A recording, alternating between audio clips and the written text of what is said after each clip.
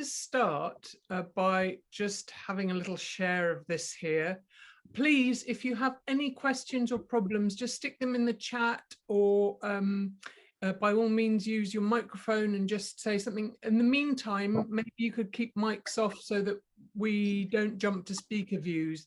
But by all means, please participate in the chat, and please, if you've got any questions, unmute yourselves and ask. I'm really happy to try and answer. I won't say I'll know the answer, but I'll try and help you as much as I can.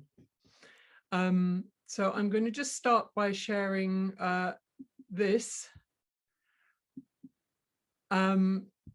which is this is a little drawing by a guy called Adolphe Menzel, who was painting and drawing in the 80s.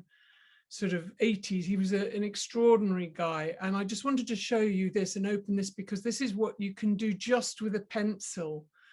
And when you think about it, it's incredible, really, because what you've got there is not only these beautiful mountains, but he's summoned an atmosphere, and you've got light, and you've got real weight of those mountains, and how small the trees are compared to the mountains. And then also you can also see that it must be either sunrise or sunset, because you've got the shadow is in a very straight line. It's also obviously being blocked by something else, perhaps another mountain. And he's created all that just with pencil. And I just think it's amazing what one can do. So I wanted to share that right at the beginning, and to say that this is about landscape today and about perspective. And another way of saying that is kind of, what's your point of view? What are you looking at? And more than just what are you looking at, what do you want to say about it? Because when you're doing your landscape, we have to ask, why are you doing your landscape? It's not just about representing a place. It's also about, what do you want to say about it? Do you want to summon an atmosphere? Do you want to create a feeling? And what do you want to create in the viewer? That's the key thing. So I just come to the next thing. I want to just ask very quickly to have a little think about, what is a landscape? I'm looking at this first thing here. This is by Paul Cézanne, and you've got to know your onions. These are onions. So in the chat, what genre of painting would you say this was? Just have a little, stick it in the chat maybe. What do we call this kind of painting? What have we got there in the chat? Can you read any of those, Zubes? Can you see? I've got still life. Yeah. Charmian says still life, and still life, still life, still life, still life. Yeah. Still life, lovely. So what's the quality of the still life is that it's generally an interior, which doesn't really fit with our landscapes. I mean, we often see drapery, that looks quite landscapey. So there are little moments of it, but essentially that's a still life. The next one here across, very famous painting here by Vermeer, Girl with a Pearl Earring. And what sort of genre do we call this? Lots of people saying portrait. Portrait, that's right. And this brings me to something else. Landscape is not only a genre of painting, but it's also a direction in which we lay our paper. People talk about, is the format landscape or portrait? And there's something that I wanted you to think about, which is the restfulness of looking at a landscape shape, because of the way we're built as human beings. Our eyes are next to each other. They're not one above the other. It's very natural for us to look at screen-shaped things where the base is longer than the height. It's expressed in film. It's expressed in paintings, in landscapes. It's about it being a horizontal direction rather than a vertical direction. I just wanted to mention that while we're talking about what is landscape. And then this one here, this is Manet's Déjeuner sur l'herbe, in which we've got this lovely naked lady here. for some reason with a group of gentlemen who are in their clothing. It's interesting because we've got trees here and we're outdoors now, we're no longer in the interior, but I wouldn't really call this a landscape painting because it's about the focus. And in here, the focus is not really the trees, they're just providing a setting. So it's just a little thought about, you know, what this might be. Similarly, here, this is another very famous painting called, well, when I was when I was growing up, it was called The Rout of San Romano, but when I was looking on the internet for it recently, it seems to have changed name and it's now called The Battle of San Romano. And if you have a look here, you've got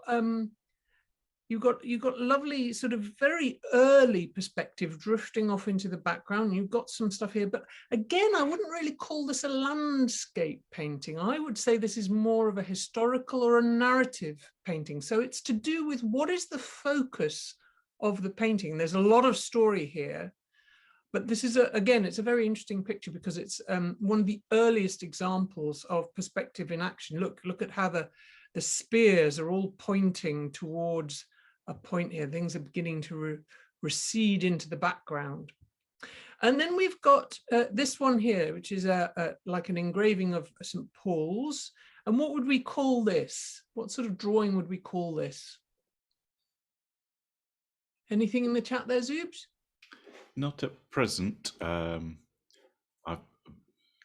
it's sort of like I mean, it's a city view, isn't it? Architectural. Yeah, architectural. Etching. Yeah, it is. I guess it is an etching. Cityscape. It's a cityscape. Yeah, cityscape or an architectural drawing, but I would still put this within the genre of landscape because it's outdoors and it's kind of, it's not rural. But it is expressing something, and I think what this is expressing is power. Actually, it's the money it takes to build that, the power about that. So I think it's kind of interesting. And this last one here, which what kind of genre would you say that was? A little bit in the chat. Anything in there? Lots of abstract. Yeah. But what do you see when you look at it? Just pop some things in the chat. When you see it, what can you see? What does it make you feel? Expressionism, a ship, a beach. Ah. Oh, lots, yeah. But that's definitely not indoors, is it? Trees, a beach and a strip of sea. Yeah, I Blurry, see. yeah. I see a sort of summer feel and trees. And I have to say, for me, this it really evokes a hot day and the shadow under the trees. And that makes me feel the heat. So I'm just going to crop on now here and say, so we're talking about already, they can be quite detailed. Look at the difference between the specificity of St. Paul's and the looseness and the lovely abstraction of this one. I'm trying to remember whose name, I should have written it down for myself. Grayling, I think it is. I need to double check that. I do apologize. I should have written it down. But this is already, we can go into abstract territory. So in front of you already, you will have a drawing or a painting that looks something like this. Where is it? Sorry. Let me just go back a second. That looks like this, which Zubi and I very fondly know. Oh, it's a white page. Yeah. As this, we call this one. Oh, hang on, I've gone into it. Where is it? We call this one the whiteout during a snowstorm. So what I would like you to do, first of all, is I'm going to talk a little bit more about landscapes and things, but while we're doing that, I don't want you to get stiff fingers. I want you to get going on one or two little warm-up exercises, which will take us from last week into this week. And the first thing I want you to do is divide. I'm going to share my camera now. If we could just highlight my page spotlight. There we go. This one here is take your paper and divide it into, just divide it in half, and then maybe 4 times like that. So you've got 8 squares or so. You just want little squares because we're kind of going to do little practice drawings in these little landscape shapes. So set them up so that they're like this.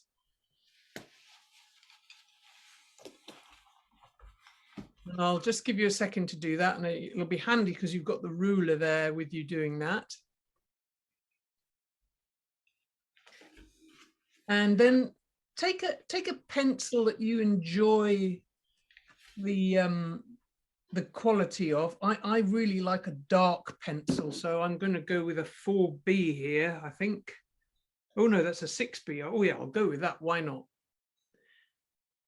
And then in your first little square here, we're going to do the simplest landscape after the whiteout, which is this one.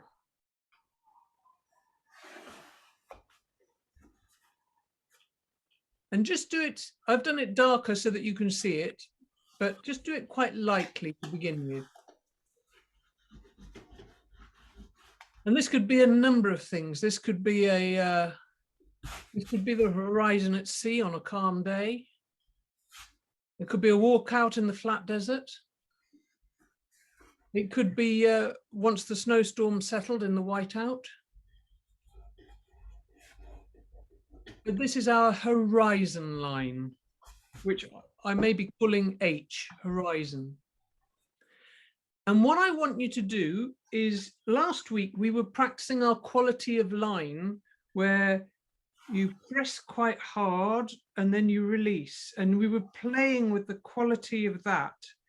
So what I would like you to do is just keep practicing that, but start at the bottom with heavier, thicker lines and keep going and make them long at the beginning. And then as we go back, I want you to increase the space between them and make them shorter and lighter as you go back. And just really practice doing that to begin with. You can go in both directions and make them finer and lighter as you go back. You can even change pencil as we did last week and take a lighter pencil. I'm going to move to a 2B and then just do very light. There you go. Until it's almost invisible at the back. And already, just by using horizontal lines, we're starting to get texture and actually some perspective as well. So keep practicing that for the moment. And I'm going to give you 2 other projects to be kind of working on as I talk to you and show you some slides and things. The other thing I want you to do is on the next square, you can come back to that. You don't have to finish that. These are just things you can be doing with your hands while I'm talking to you. Is draw a straight line down the middle of the next box, a vertical line. And what I would like you to do is to see what you can make out of that. That's a little challenge for you. When you see this, what's the first thing you think of? Because it's always the first thing. Just go with that, because that unlocks the key to your imagination. Saying no shuts the door and puts pressure on. If you say yes and just try it, the most amazing things start to happen. And don't be embarrassed or concerned by how strange the things that come out of the box are, or how simple they are. Just enjoy them and go for it. And the third thing to do is do a diagonal line.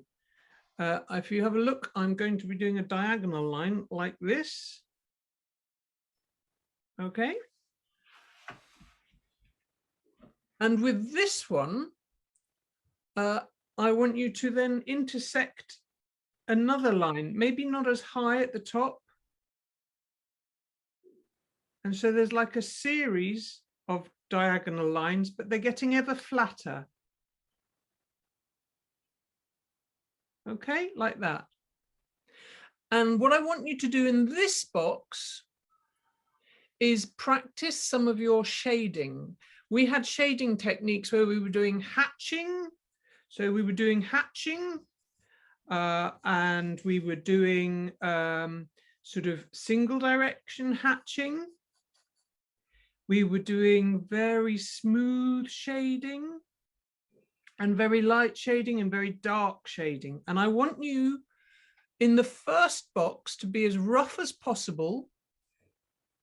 In the next box, slightly smoother, and they should get smoother and lighter as you go back. So it's dark and heavy at the front, and it's smooth and light at the back. Smooth and light at the back. Okay? And that'll give you something to do so you won't get bored by all the things I'm going to tell you and share with you and show you now. Before we move it on, are there any questions? Does anybody want to ask any questions? Dive on your mics if you want to. So far, there's nothing on the thing. All good, lovely. Thank you. Sorry, can you just tell me the second square again, because I lost connection. The second square, I'm just drawing a vertical line down here. Yeah. And I want you to make of that whatever you can. The first thing that comes into your head, I don't want to even suggest anything. And you can add other things around it, but I just want you to play with that vertical line. And what does that mean to you? What does it become? That is your playground for your imagination. Okay? And those little tasks you can be getting on with whilst I'm going to share some other bits and pieces here. And I'll talk a little bit more about, so what is landscape? There we go. With the hatching, are we doing hatching the whole of the area in? Yes, and you can do different textures throughout it if you like, and you can even do your squiggly wiggly lines that were, I think, was it Risa who suddenly found she was unlocked by having incredibly wiggly squiggly lines to fill in. But make each section lighter as it goes back and smoother as it goes back. Those are the two instructions. Can I just say, oh God, can you hear me? Yes. I didn't join last week, and I haven't had a chance to watch last week's session, so I might need to do this later. No, you can do it now. It's really easy. Just draw what I've drawn. I'll show you. I'll unshare for a second so you can see. Have you got your boxes to draw in like this? Yeah, I've done. I'm dropping everything. I've done what you've said. Yeah. But I don't know what hatching and all that other stuff is, because I didn't see last week. Can you see what I've done here? That that hatching is basically where you have lines very close together to create shade, like that. Right. And sometimes, if you want it a bit thicker and darker, you can cross it as well. Right, okay. And it's about texture. It's a way so that you don't always have to fill in smoothly like this on the picture, you know, so when you're doing things very smoothly. Zubi's also showing sort of different hatchings. And all I'm asking for is that the first diagonal shape you make as dark as possible with as much lively shape as possible. So, for example, Risa really, I think it was Risa last week, really responded to when Zubi said you can also use this very textural shading, which sort of goes like this. It's literally you do squiggles, and it's very sort of lively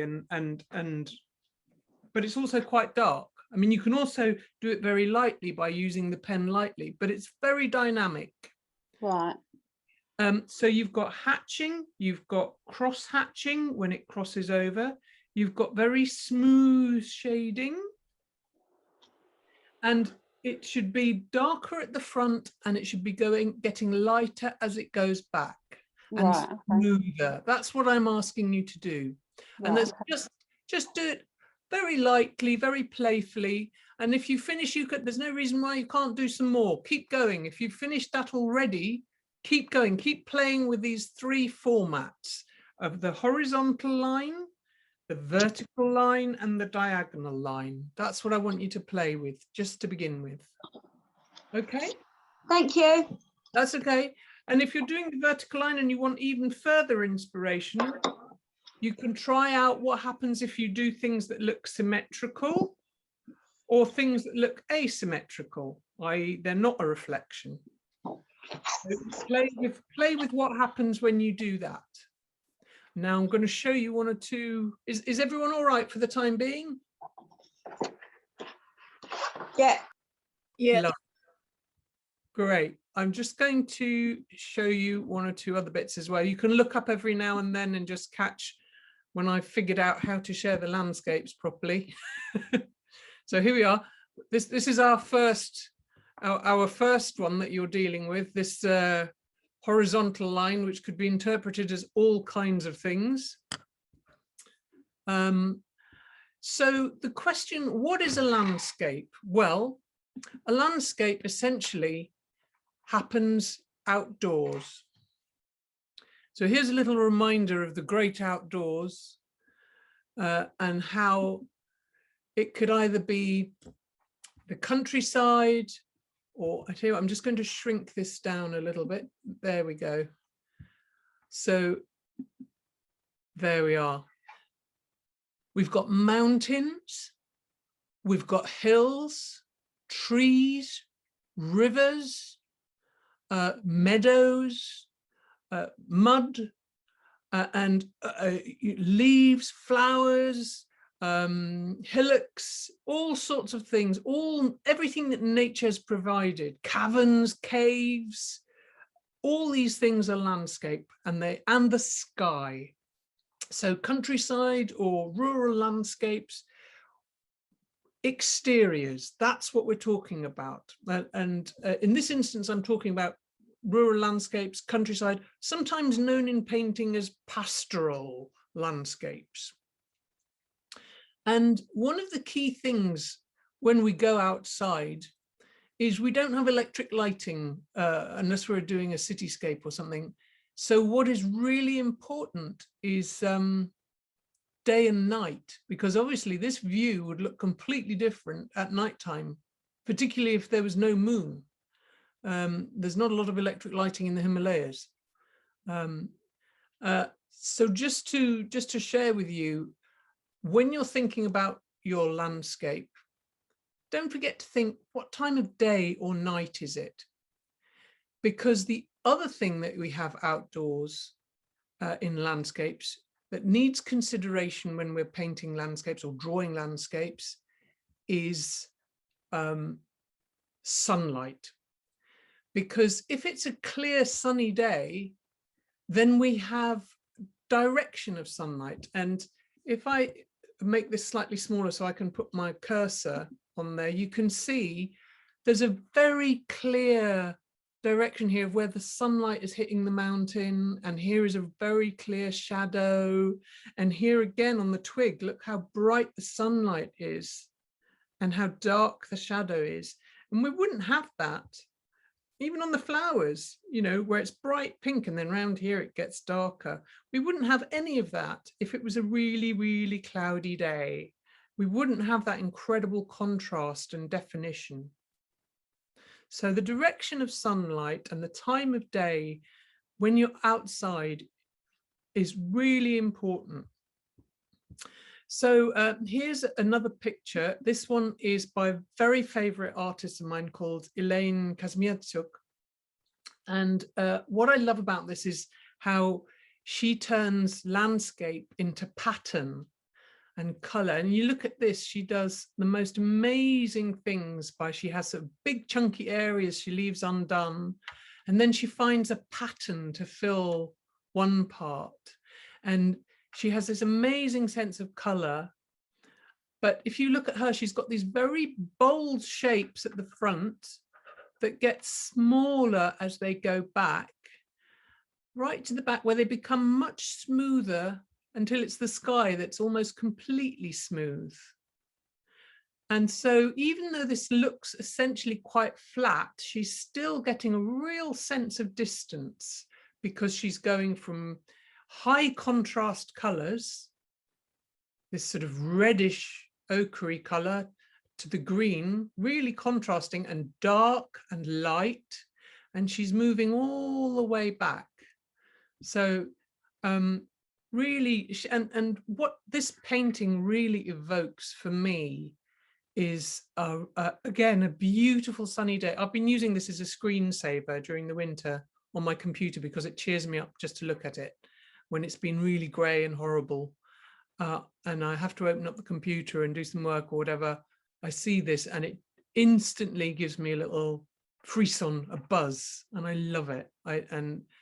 So that's what she has achieved. She's achieved some heat and a feeling of warmth and a real feel-good factor in her painting. And that's what I want all of you to think of when you're doing your landscapes. What am I trying to create here and feel? But of course, we don't only live in rural areas. Sometimes we are in very busy areas. This is Kathmandu, which is an incredible architectural landscape or cityscape.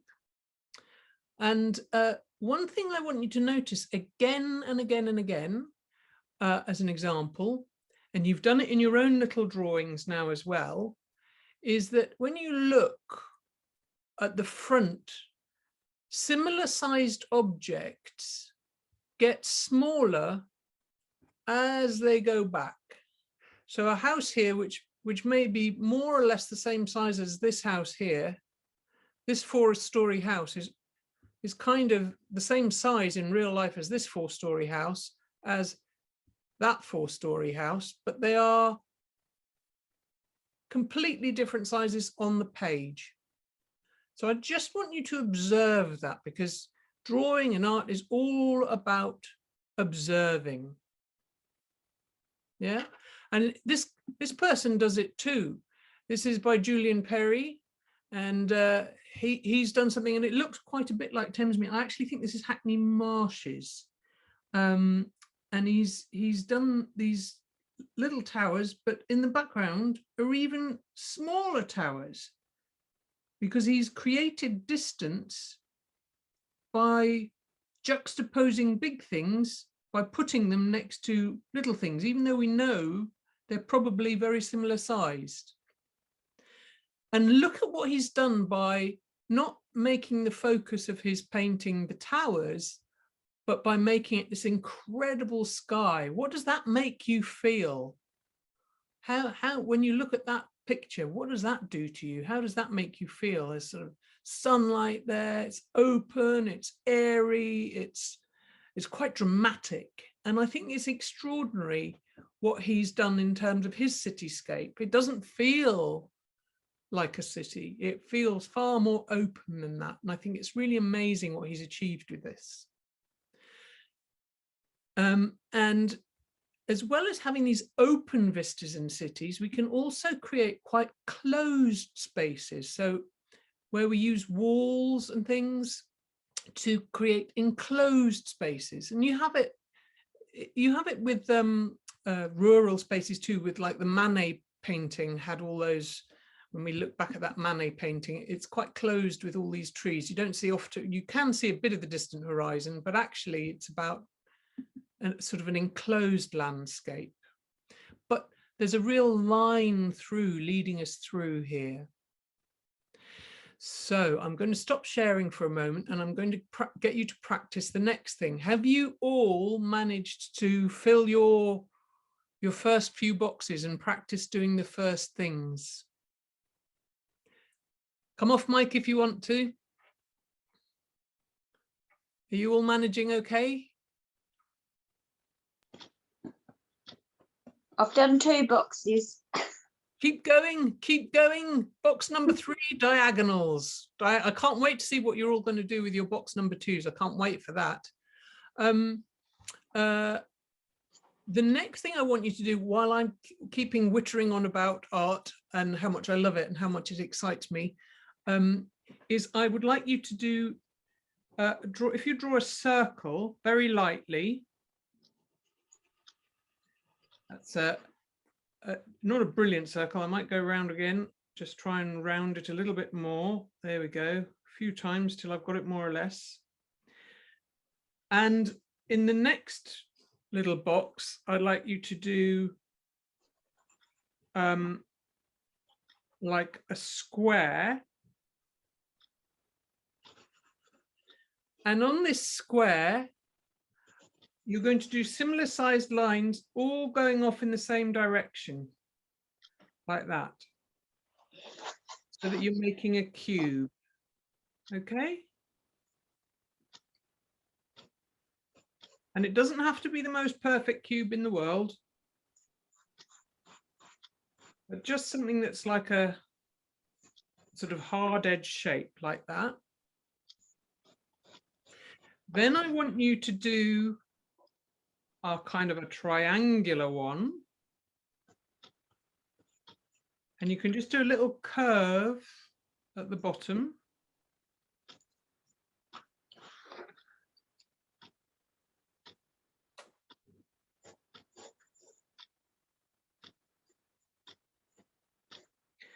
And lastly,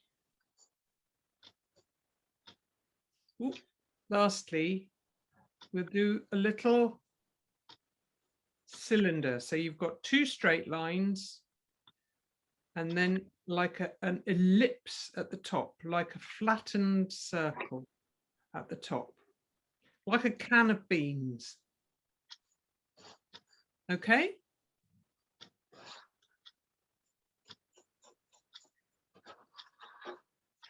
And the next thing to do is, this is a little recap of what we did last week. So Maxine, do the best you can. If you just have a little look at this, what you have to imagine is that there's a light source coming. So draw a little arrow to represent your light source. And then whatever faces the light is going to be lighter, and it's going to get darker as it comes back.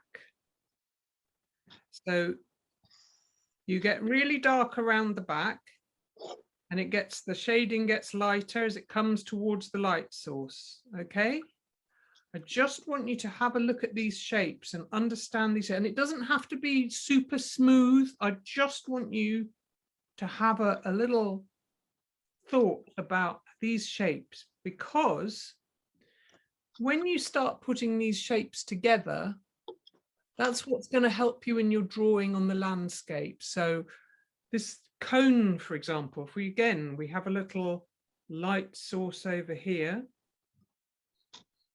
it means that anything kind of on this side is going to be darker.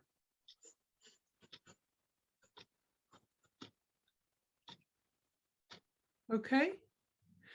In fact, I've got a little pottery book here. So if you look at some of these shapes and how the light hits, for example, on this almost looks like the can I'm talking about. So if we were to put the light on the cylinder from this side, as it is in this picture here, if we put the light here, you can see this is the darker side. And it gets lighter as it comes around. And inversely, when you look on the inside of the cup, it's the almost exact reverse. So it's darker there because that's hidden from the light, and it gets lighter as it comes round. And the middle part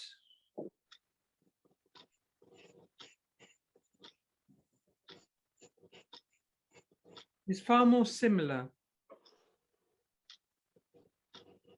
So just start playing with those shapes and shading them with the light source.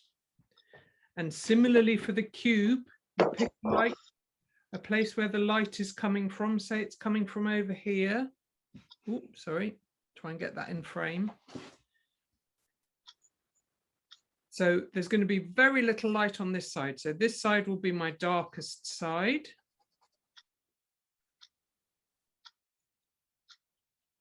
There'll be some coming from the top, so that's going to be the lightest side. And then this one will be more grey. So somewhere in the middle. Okay. So just practice drawing those little shapes, just to remind yourself how light hits different shaped objects.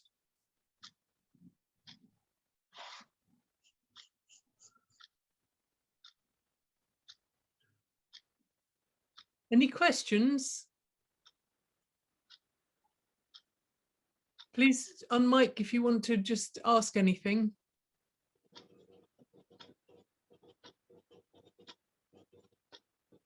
Everybody okay? Yes, no questions for now. Brilliant. Okay. Sioned, you wouldn't just raise your page slightly? I'd love to look at the cylinder shape.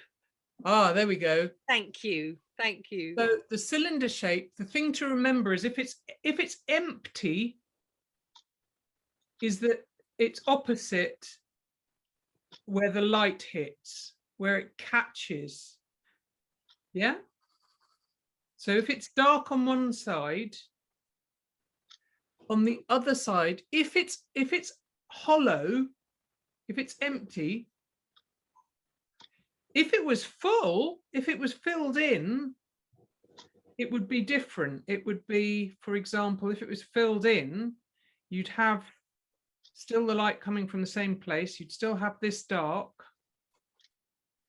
This would be light. And if the light's coming from here, you'd probably find that it got slightly darker there, but don't forget it's still flat at the top and it's still going to be reflecting a lot of light. So it might get slightly shaded round there. But that way I can see I can see that that's not hollow because there's light reflecting off it. Have you got any tips on the cone? Because my cone just looks like a bit of pizza with different coloured shading. Well, that's what I want you to think about is exactly where is the light hitting it, and you can also, it's about how it curves round. Maybe it curves round a bit more. Give it a bit more form with your shading. You can also make it a bit. If you make the shading slightly curved, you're kind of hinting at the fact that there's a curve on the shape. You can also put in the shadows. Remember we talked about shadows getting thrown, where the light hits, there's a shadow that gets thrown. You can do that for all of them too.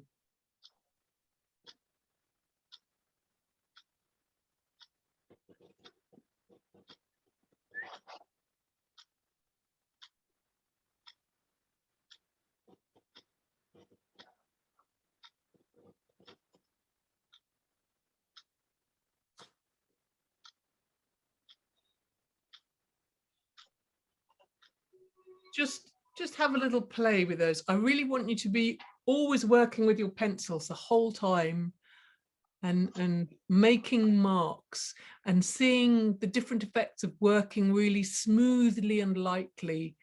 All those things we learned with Zubi last week that he taught so beautifully, with the detail of making, you know, really rough organic marks or really smooth, carefully graded marks.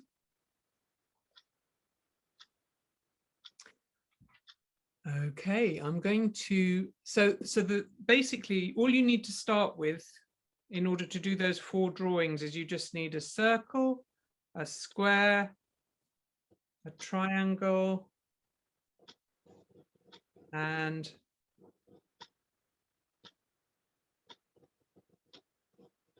shape like that. So we're kind of starting with an oblong, I suppose. There we go.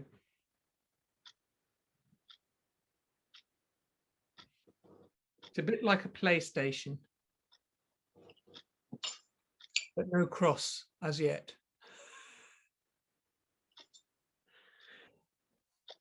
Right. And so if I then move to screen sharing here,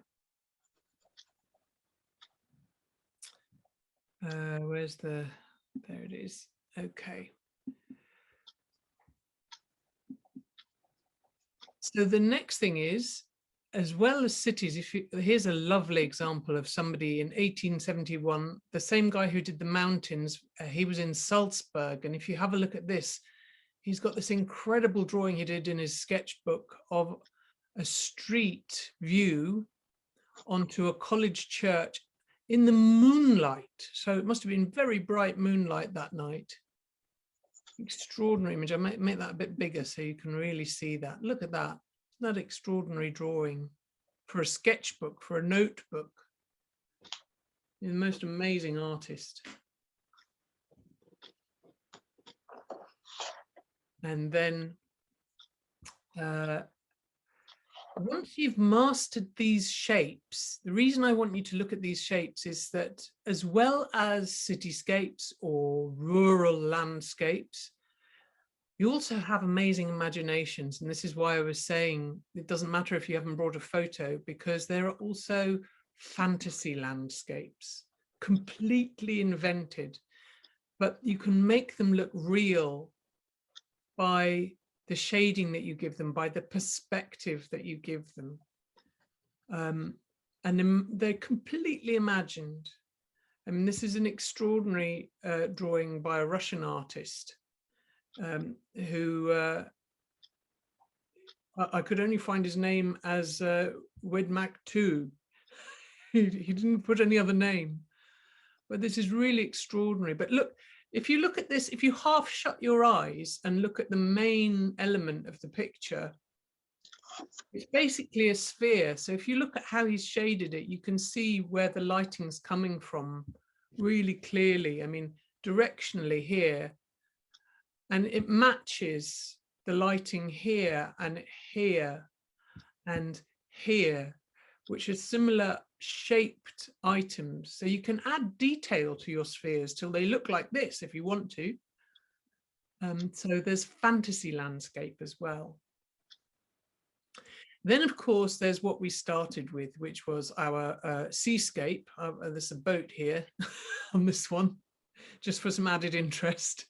But you can see how simple that is, and see how the very first little drawings you were doing are starting to look like the waves on the sea, and how they look larger and darker here. But as they get further back, they're getting finer and finer. In fact, the water gets deeper, which is why it's looking darker. But if you were already out at sea, in the middle of a deep sea, you would find that the light actually got a bit lighter as it went off to the horizon. But this is because we're seeing the sand reflected underneath the water, and that's why it's slightly greener. Then, of course, as I said, weather is a big part of landscape. So you look at the flatness of that compared to the energy in this ship in a storm. This is a mezzo tint, which is made from a watercolor. But look at the composition of that. Just look, you've got this incredible circular thing going on, this big crashing wave.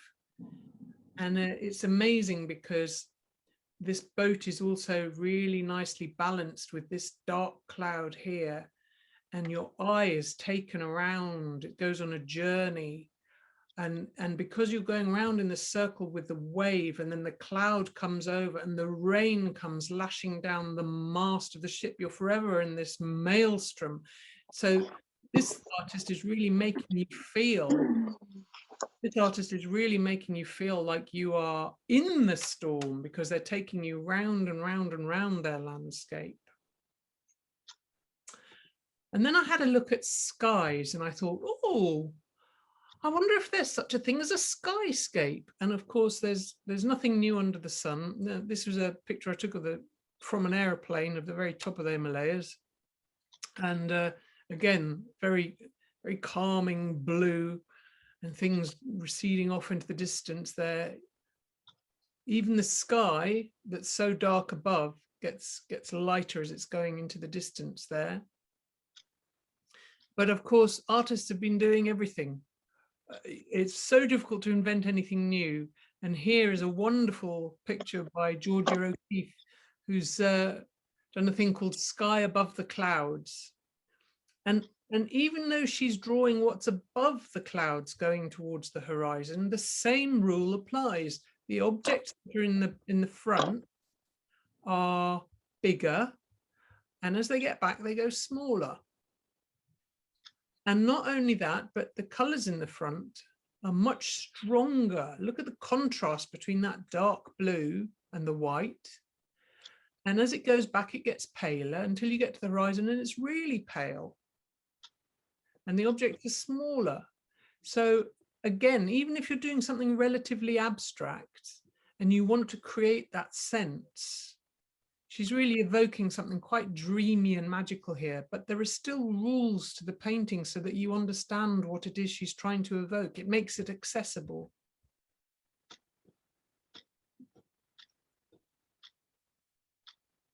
And I'm going to pause there on this and come back to the drawing. How are you doing with your drawings?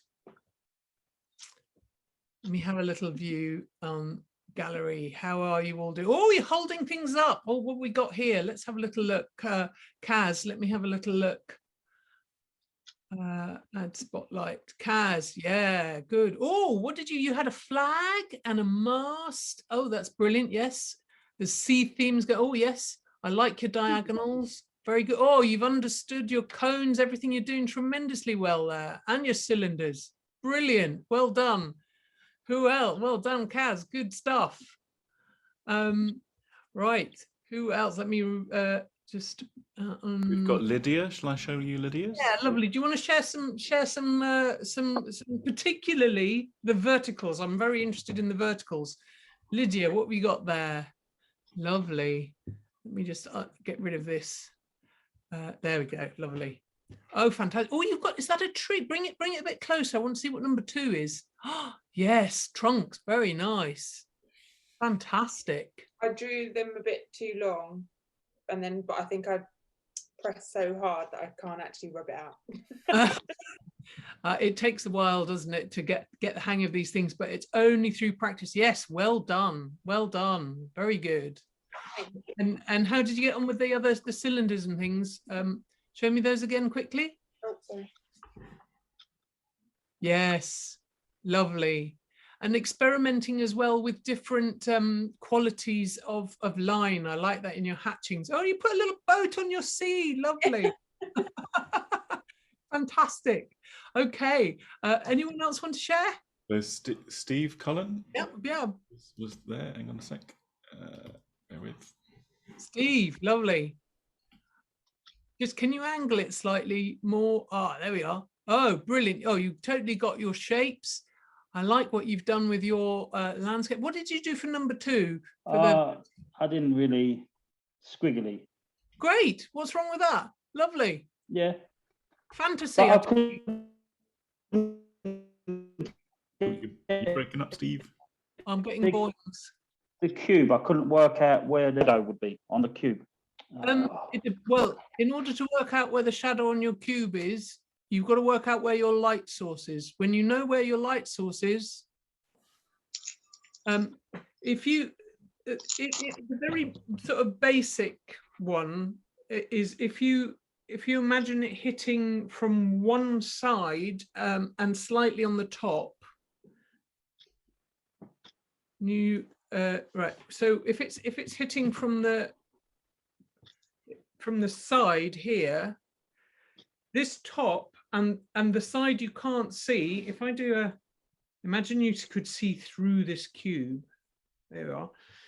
That side on the outside would probably be white as well. But because the light is coming from there and not from here, this side is going to get some light, but not much. So that's kind of grey. And the one at the back is getting almost no light at all. And so the shadow would be, yeah? Is that making more sense, Steve? You're frozen? You might have frozen. I think you might have gone. There is no better thing to do than to get a box of tea or anything. I shouldn't say cigarettes, but something that comes in a box, a chocolate box, anything like that. Shine a light at it and turn it round and have a look and see, okay, where is it very light? Where is it very dark? And where are the midtones? And sometimes if you get the angle absolutely right, you might get two sides of very similar gray, you know, or you know, if you have it right on the corner, all three might be very similar, but that's very difficult to draw then. much harder to draw when it's like that. Claire had her page up. Did you want to show Claire? Oh yes, please do, please do. Oh, lovely. Yes, your shapes. Oh, you made a telephone box. The TARDIS. Are you going time traveling? Fantastic. Oh, well done. Well done. Good. Now, here's the thing. I'm going to move on now. We've also been doing at the same time as things getting bigger at the front. You will notice that we did a drawing of these diagonals, and I asked you to do something which was to make things big and chunky, contrasty at the front, and smooth and pale at the back. And there's a name for this, and it's atmospheric or aerial perspective. And the way aerial perspective works is like this. The air outside, and probably inside as well, but outside we notice it is full of tiny particles. In the cities, it could be pollution or fog. Outside, it could be pollen or water. And this atmospheric substance, it's not just air, starts over a distance to block out the view a little bit. And it also reflects a bit of light, particularly if it's water. That's why we see mist as so white. The water particles start to reflect light. So what that means in essence is the further things get back, the kind of foggier they get and lighter they get and less contrasty. So it doesn't get very black and white here. It's always shades of gray around the back. And the same is true at the front. It is more contrasty because it's closer to us. There's less blocking the way. It's like layers of gauze, if you like. And as it goes further back, I like to think of it a bit like a theatre. You know, when you go to the theatre and in the wings, they have these sort of side wings, and each wing is another distance back, and it gives you depth. And in fact, that's why the theatre design was like this. It was mimicking what happens in real life, so that by the time you get to the back, the distance, it's paler, it's sort of smoother, because everything is tiny over there. It's so much smaller, you can't really see you don't have this incredible contrast like you do here. And there's one other thing to mention, which is not while you're drawing in black and white, but if you start painting, you'll notice how blue this looks. And there's a reason for that, is that light that comes refracted through the moisture in the air tends to reflect more of the blue light in the spectrum. And so people talk about blue remembered hills, or, you know, the aerial perspective making things blue. And it's actually to do with what's being reflected back from the light spectrum. Okay, so when you start drawing a series of hills like that, I want you to just remember to keep your foreground like this, nice and chunky and nice contrast, and to soften that contrast as you go back. And you've even got the clouds here. Now they look very contrasty because they're getting direct light source hitting water.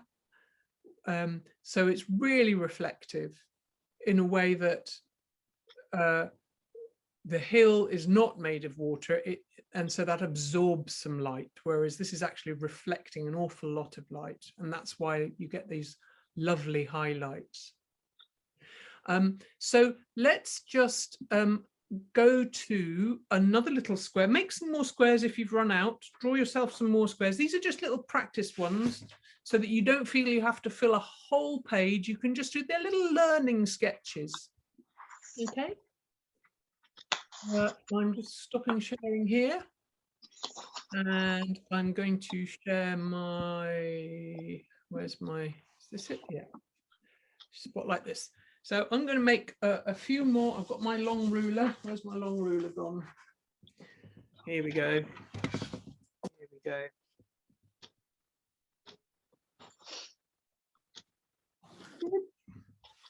Quarters, more or less.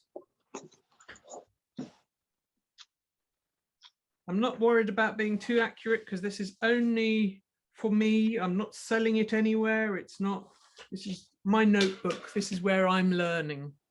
Might have to sharpen my pencil again because I've been a bit fierce on the end of it. Don't forget to give yourself a nice sharp pencil to work with. Get a nice quality of line.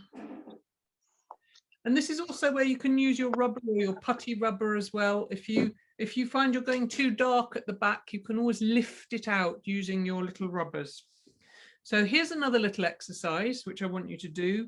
A bit like the one we did here, but this was a very artificial sort of straight line series, okay? But we still get a sense of receding landscape there. What I want you to do this time is you're going to have very much a foreground, and that can be any series of shapes, okay? Oh, I've gone, look at that, I went right over. I was looking at the camera and not at the paper. I was checking I was in that particular box. Then I might do something else a bit bumpy. And then things might smooth out a bit. And then they're becoming smoother again, but they're more organic shapes. And then I might have a mountain here, and then maybe another even bigger mountain here. So just starting with those shapes. And again, use those techniques. So I might decide in my head, I might decide this is I don't know, a hedgerow. So maybe I'll put some almost branches in there and some squiggles to quickly represent the leaves.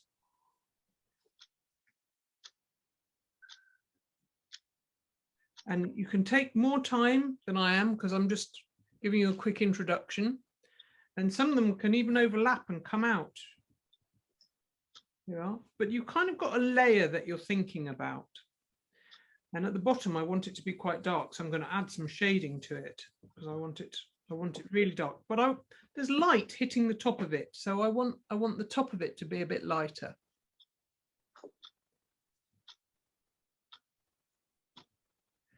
And then the next layer behind, again, I'm going to start quite dark.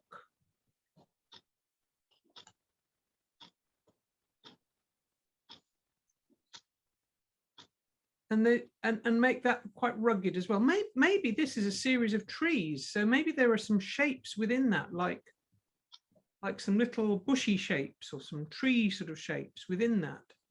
And those are almost like little circles. So I'm going to have my light coming sort of from, say my sun is over here.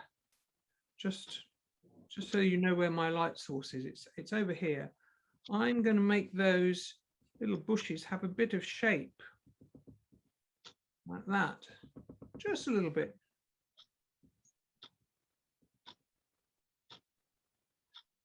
Just a little bit of shape. And it's getting a bit lighter than these ones. I just want you to start thinking in terms of foreground,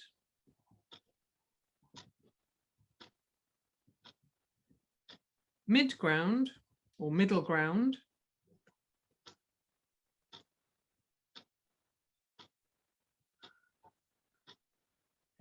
and background, and of course sky.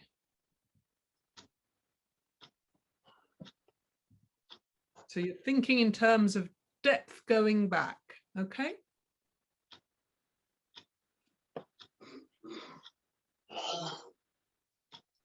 So this middle ground is sort of mid-tone. The background is much paler.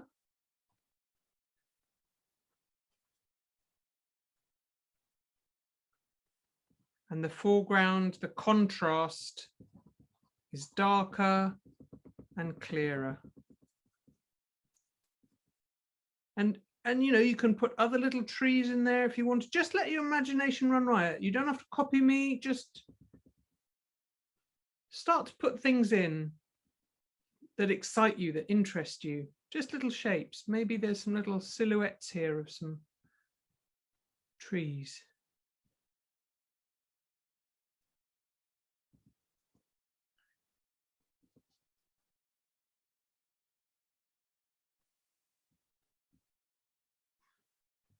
So you be working up on those, and you can start doing different ones, like set yourself a few little tasks. Just what's it like drawing in those layers?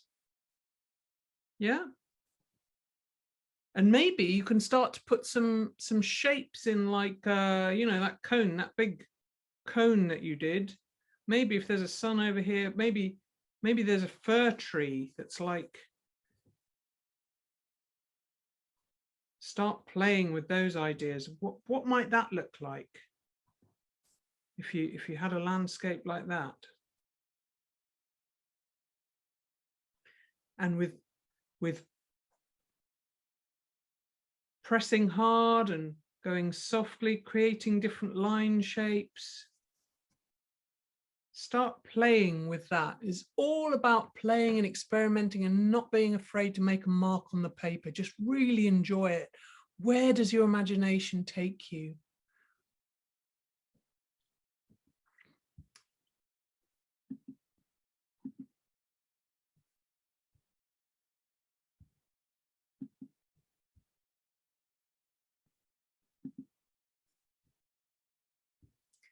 Using the aerial perspective that you've come to understand. Here's a lovely photograph that Zubi took of Thamesmead, and look at the aerial perspective in that. Look, you've got this lovely mist and the light in the distance, and how things here are darker and more contrasty, and all these layers in the background, very fine layers.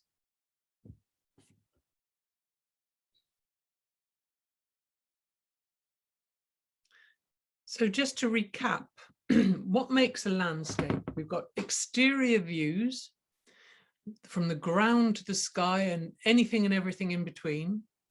It's not an interior, it's not a still life, it's not a nude or a life drawing.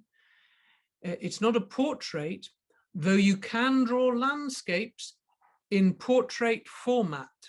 That's totally feasible and legal. I mean, remember this guy, he was using a portrait format because it suited a narrow street. There's no point in drawing a narrow street landscape format. He's chosen to do it in portrait because it suits the purpose of the drawing, and he wants you to feel like you're in a kutch, you know, like you're in a really small, sorry, that's a very Welsh word, you're in a small narrow place.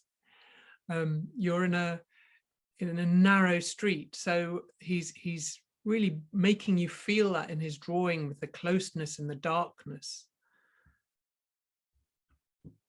What else? So it can be abstract or figurative. So kind of figurative doesn't mean that it has a figure in it. It means that it looks more like real life. And they can be pastoral, so they can be rural, sort of in the countryside, in the desert, in the anywhere you like. It can be urban or a cityscape or an architectural sort of drawing. It's not an architectural drawing in the sense of just one building, but there are lots of architecture. Marine, as in seascape. It can be aerial, as in the sky, or fantasy. It can be subject, well, it will be subject to atmosphere. So if it's a foggy day or if it's a clear day, weather, if it's bucketing down, stormy, sunny, the time of day, whether it's early in the morning, noon, afternoon, evening, midnight. They have very different lighting qualities, and even the morning and the evening, the morning light is much warmer than the sort of very cool light that you get sort of towards dusk. I don't mean sunset, but when you get sunsets, obviously you're getting a lot of red light, but the mornings feel very different to the evening. So just have a look at the color temperature. Then there's also temperature in terms of heat. So are you trying to evoke a sense of, you know, the heat rising off the hot sand, the mirage in the distance? Are you on a snowscape? And if the sun is shining, what direction is it shining from? And is it creating shadows? Because the length of the shadows also contribute to telling the time of day.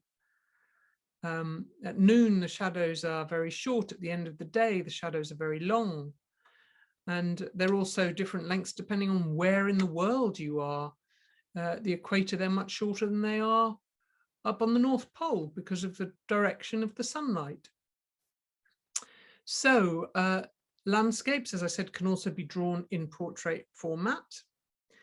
And landscapes, why do we make them? I mean, nowadays we have photographs and postcards, but really they were about recording places in the early days, and also a feeling of how a place makes you feel, what you want to tell someone, what is the thing you want to remind yourself of, or what is the thing you want to bring back and tell someone else about that place? What's important about that place?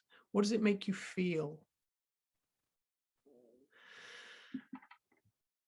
Which then brings us on to the other kind of perspective, which is probably the one you're thinking of when we said we were going to look at perspective. And that is linear perspective. So if you can look up from your drawing just for a moment and have a look at what I'm going to show you now. There's a bit of a pun here. What perspective is it's how to represent three-dimensional spaces on a two-dimensional plane. So not really an aeroplane, but the piece of paper that you've got. How can you make that punch through and look as deep as possible, as deep as you want it to? So perspective as we know it now was really only re-realized in about between 1413 and 1420. There were versions of it, certainly in early Chinese art, and certainly there were attempts at it in Western art, but much of it was lost. So some of the theory was lost and people got very confused, as is evident in this very charming picture by a fellow called Duccio.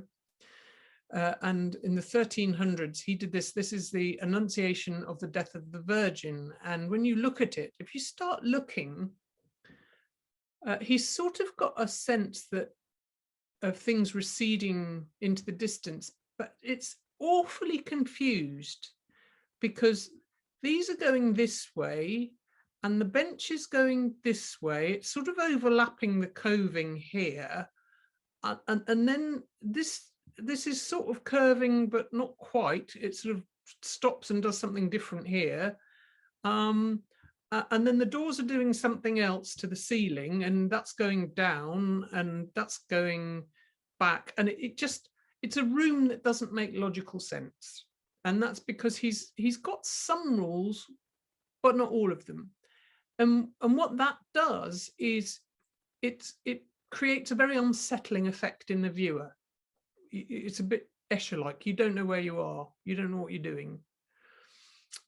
Which, for all we know, may be exactly what Duccio had intended, because when an angel comes to announce to you that you're about to die, that's probably exactly how you feel, completely discombobulated. I mean, look at her. She's saying to him, but I haven't finished my book. I was really enjoying this latest Dan Brown, and I was really hoping to get to the end of it. But now you're coming to tell me it's time for me to go. So no wonder the whole room is feeling discombobulated. But I suspect that it wasn't intentional, because if you look at the other art at the time, it's also doing similar kinds of things. So then we get to this chap called Brunelleschi, who was a fantastic architect and painter. And in 1413 to 20, he devised, because he was an architect, he really had to do a lot of drawings of buildings, and getting those to look convincing was quite tricky. So he went to Rome and drew a lot of the ruins. And by practicing doing that and really observing, and also at one point he was using a mirror, and he suddenly figured out that these lines, when you look at drawings, these lines happen and they recede. And actually the drawing, if he continued the lines in his drawings, they all went to one point on the horizon, which we know now as the vanishing point. So if you just look up from whatever you're doing at the moment, just to explain very briefly what perspective is you pick a line where the sky meets the ground on your piece of paper, which is known as the picture plane. That's your piece of paper. You draw a line, and this line is the horizon, and the horizon is simply where the ground meets the sky. And somewhere on there, anywhere on there, you pick a point, and that's the vanishing point. And everything that you draw or that you are putting into that frame has to line up from the front to that vanishing point. So this is a bit like when you look at a railroad. So for example, when we look here at this picture that Zubi took here it is, the vanishing point is really clearly here, because all these lines, if you follow where all these lines go, and if you took a ruler and where they all intersect, that's your vanishing point. In fact, the vanishing point is probably about there. Ooh, well, yeah, it's probably about there.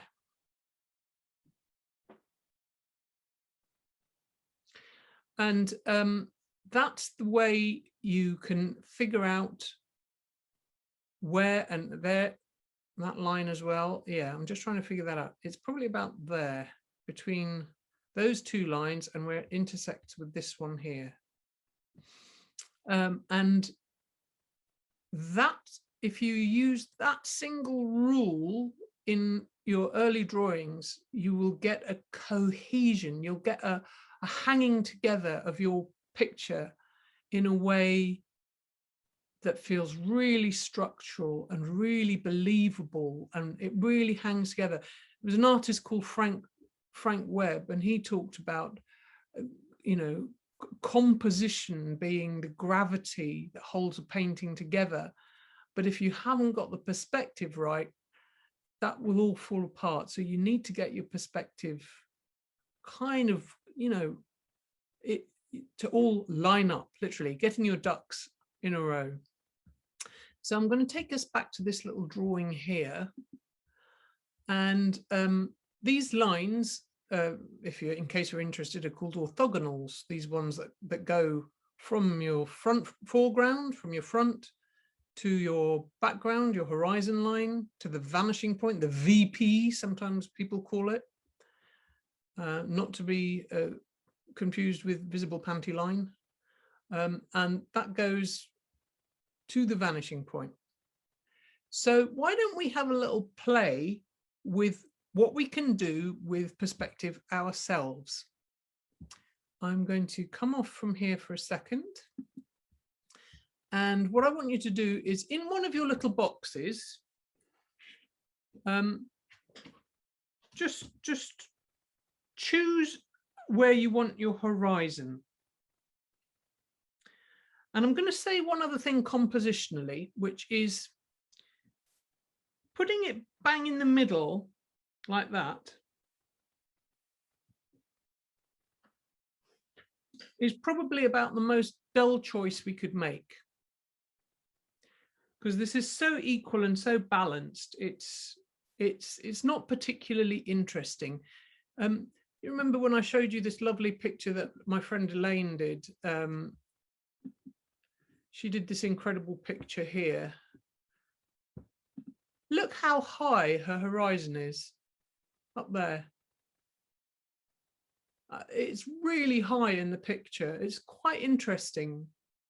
And other paintings, you know, this one, it's high. It's not, she hasn't put her horizon in the middle. She's made an interesting choice. And that's because compositionally, putting it in the middle, it's very stable, but it's not very exciting to look at. So where was I? We need this picture back, and I need to stop sharing, and I need to put this one. Right. So I'm going to put my horizon about there. I've got this box in the way, sorry. There we are. Try that. And then I'm going to pick a point on here, and I don't want it to be, again, bang in the middle, because otherwise I'm going to feel like I'm falling down a hole. I'm going to put it slightly to one side. And then I'm going to use the corner. I'm going to use the edge of my picture to that point there. So this is my H, this is my horizon line, this is my VP, this is my vanishing point. And then I'm going to draw another line here. Okay. And I want to draw a very simple house, a very simple house. I'm going to build my little house here, and it's got, there we go.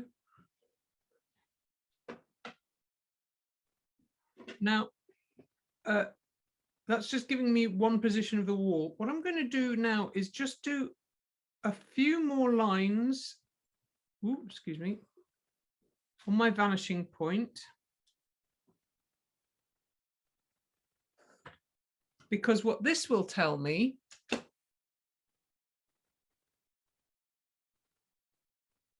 is this also has to be a vertical line, but it tells me how much smaller.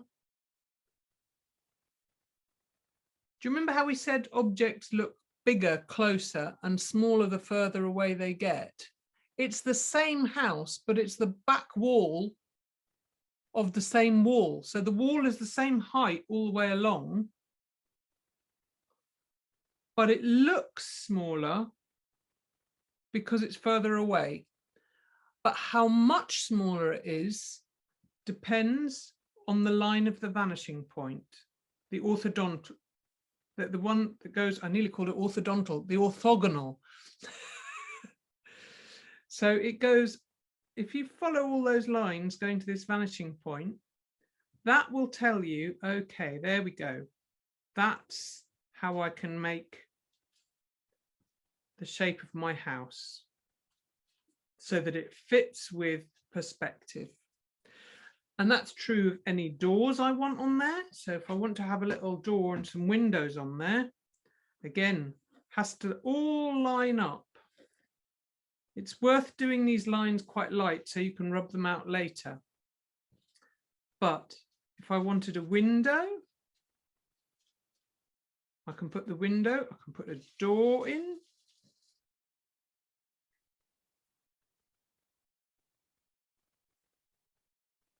And you see that now my house is beginning to look like it could be real because of it looks like it's going off into the distance. Yeah? And I can put a roof on my house. So if it goes above the horizon line, say I had a roof that I want to put on there, and I want the roof to be that high, I've got my sort of gable end here.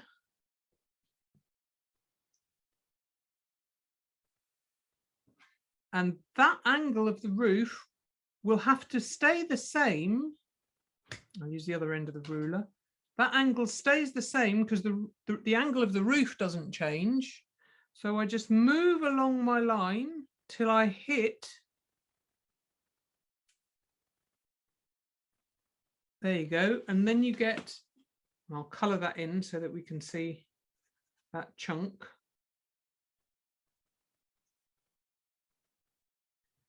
See how it's starting to make sense? And it's the same if I want a picket fence on this side.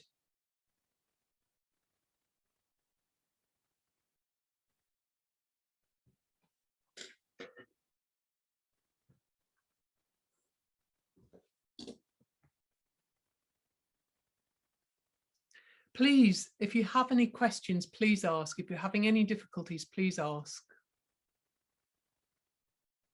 I'm struggling with this roof. With the roof?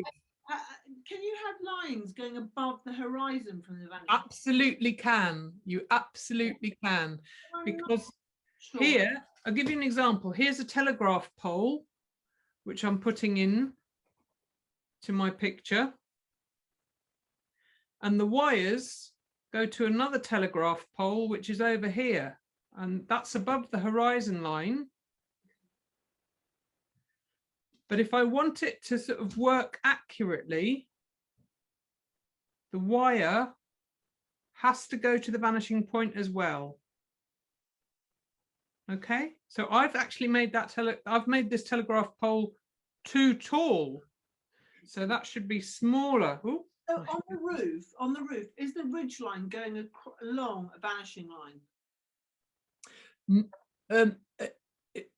There isn't it goes along this. It's called an orthogonal. Yeah. Because this is the vanishing point. That's what I meant. Is it going along one of those lines? Yes, that's it. All the straight lines that go into the distance will go along one of these lines. So it's kind of handy to have a bunch of them, you know, ready. So maybe this is a grassy verge, you know, and these might be the lines in the road that you're driving. So everything coheres. Sorry. On the roof, that's what I was wondering. Could you do, because my roof looks like not really a roof because it's too small. Could you go above the line? You go above the line, that's it. I'll go again. I'm going to do it slightly bigger because just for demonstration purposes. Here's my horizon line. So I've got H is horizon line, okay? Yeah. There.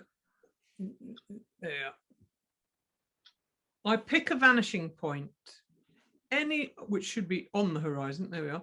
Anything that I'm drawing is going to be in line with that. Right. Okay. Yeah. So I can give myself some markers like that, and they can go above. They can also go above the. Oh, okay. They can go above like that.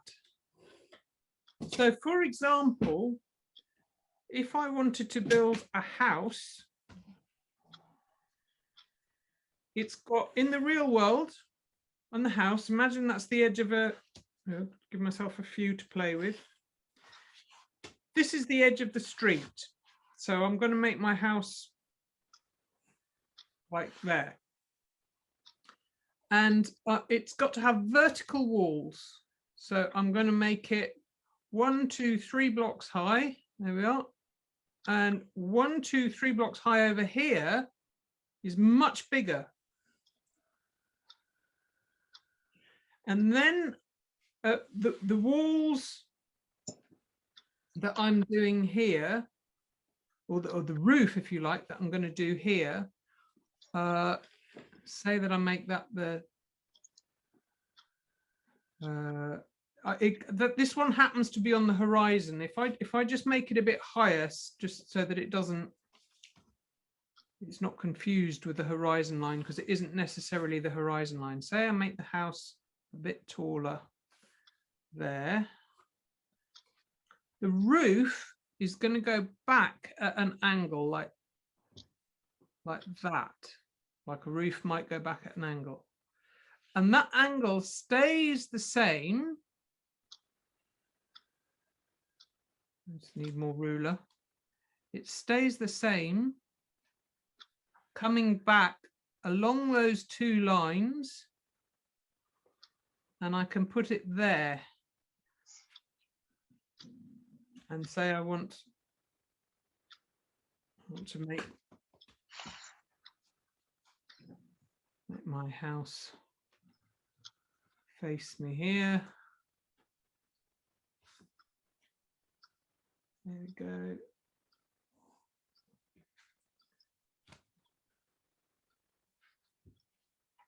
And that line across the top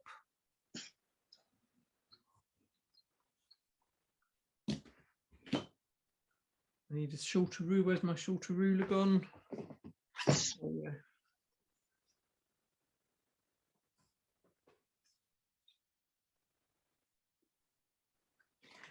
But it's by making things line up with these lines going to the vanishing point that it starts to have coherence. Yeah?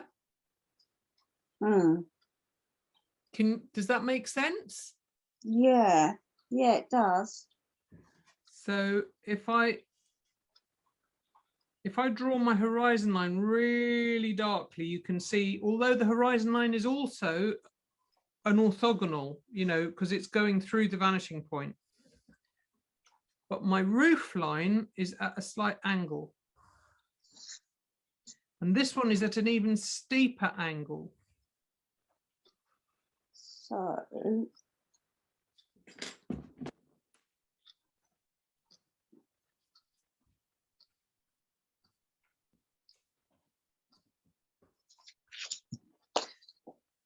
and this one,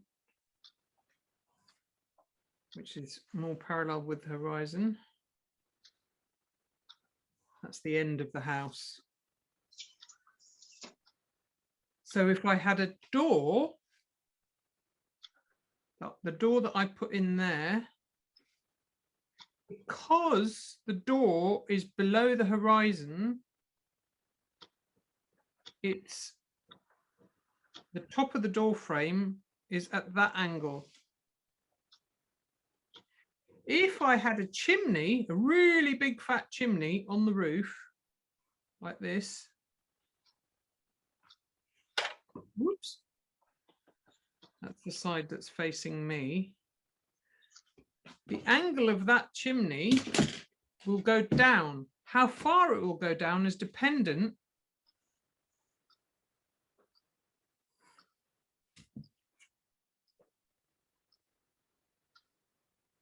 on that orthogonal. So that goes down because it's above the horizon, and this goes up. Yeah? yeah.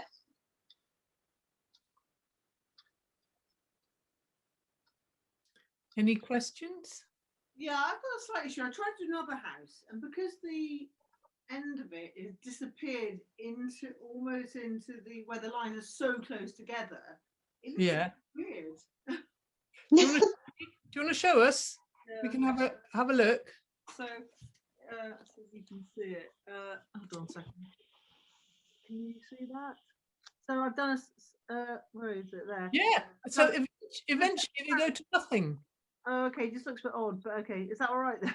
Okay. Yeah, that's fine. And I can see what I can see your roof has almost disappeared to nothing. Can you show me your show me your roof again? So It looks a bit odd. I wonder what I've done wrong. I'm trying to see. Does the roof, the top of your house is going along? Is that really going to your vanishing point? Oh, I need to do another vanishing point. No, No, the vanishing point is the same, but vanishing point, but it just doesn't look right. yeah, it's because you've only got 3 lines. You need the other angle of the roof. Yeah, but then, oh, I see. I can do that first, don't I? Thank you. I knew something was wrong. I just couldn't work out what it was. Yeah, it's become a roof that's a kind of cone shape lying on its side. It still needs to be a Toblerone. Okay, thank you. Good. Has this resolved any mysteries for people about how you get things to look real in space? And do you have any other questions?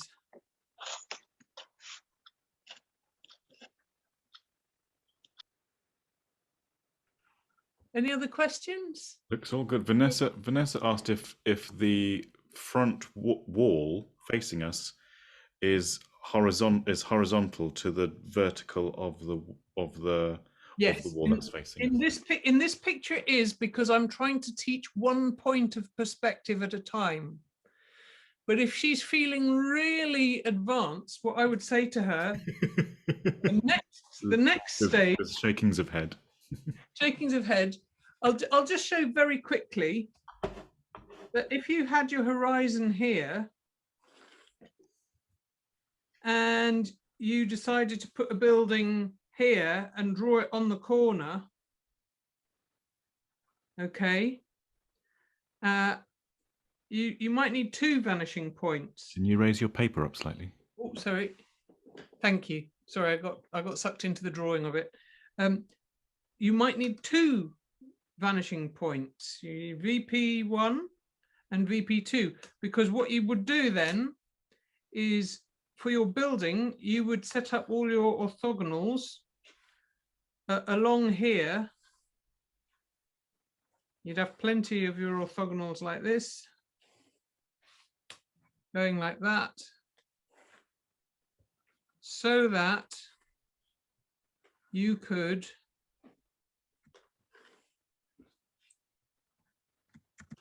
draw a house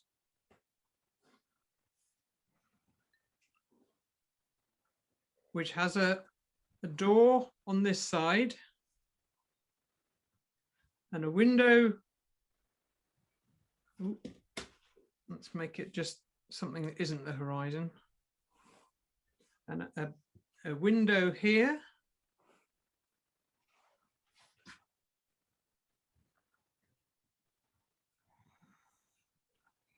So you have a door there and a window here. And even more, if this door was a really thick wall and you want to know what angle this should be, what you do is you line it up with the vanishing point,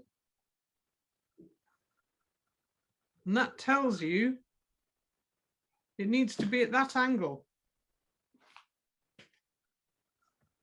In the same way that when you want to know how thick that wall should be on the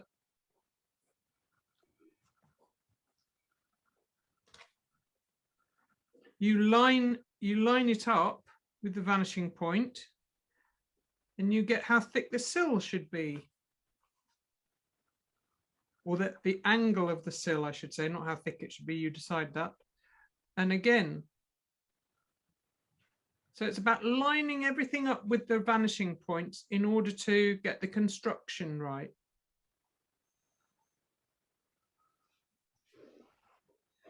Is this helping at all? And so I was trying to keep things simple by not having a second vanishing point. Thamesmead maisonettes, yes. Are Thamesmead maisonettes built to 2-point vanishing perspective? What's good about this, Shoded, is the more we practice this, or the more we're aware of it. I know artists who can do this freehand. Yes. They can really judge the angle freehand, and so the more we kind of go around in our everyday life and all that kind of stuff, and especially the buildings in Thamesmead, because they're very modern, and they're usually built, you know, to kind of modern. They're not like cottagey houses or even Victorian houses where sometimes they fit in houses in corners where you wouldn't fit in a house. But Thamesmead's quite blocky in that way. It's all prefab. So it really works to do this kind of drawing. But we can really work on the eye, what angles are, what is important to the drawing, to a drawing like this. So here's another thing, is that doesn't just apply to buildings. You know how I said objects that are big are in the foreground and objects that are small they get further back. And like Father Ted. Often there's a question of, yes, Ted Littleton. It's difficult to know sometimes, to judge how big they should be. So here's a trick. When you've got these lines, if you knew that a tree, say I've got a nice fir tree here just growing outside this house, as I like fir trees. So there we go. Here's my very quick Bob Ross pencil version of a fir tree. If you've got this here and you go, well, how big would it be if this tree was over there or over here where I've got these lines? I can go, well, I know it hits the top of this orthogonal, and I know it goes just below, or I can actually draw the line. But okay, I know that tree, if it's here, is going to be this tall. That same tree, so do the same shape, is going to be that tall. And further back, it'll be this tall. And so this is really useful for getting a guide of how big, or maybe you've got a lovely, one of those trees, one of these, an oak tree, something like that. Well, over here, or a poplar, over here, it's going to be this tall, or a cypress, this tall, so it might, then you get an idea of these.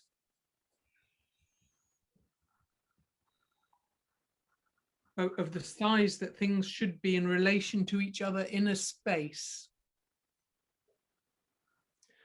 Cool. Now for the last 10, because I'd like us to be able to share some drawings together, I'd like you to take the next kind of 10 minutes or so to use some, any, all, or possibly even none of the things that we've done together today, and just, maybe you've got your photograph that you brought.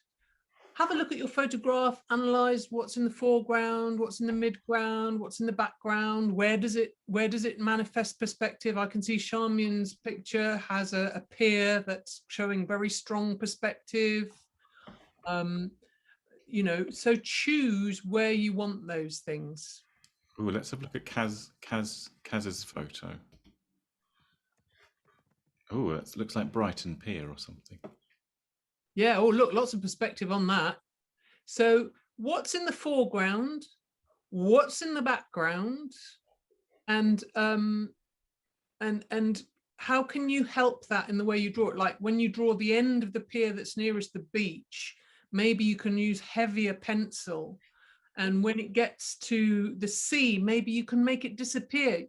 And because it's not a photograph that you're going to make, maybe it's mistier than it is there, and maybe the end of the pier disappears into light, into fog.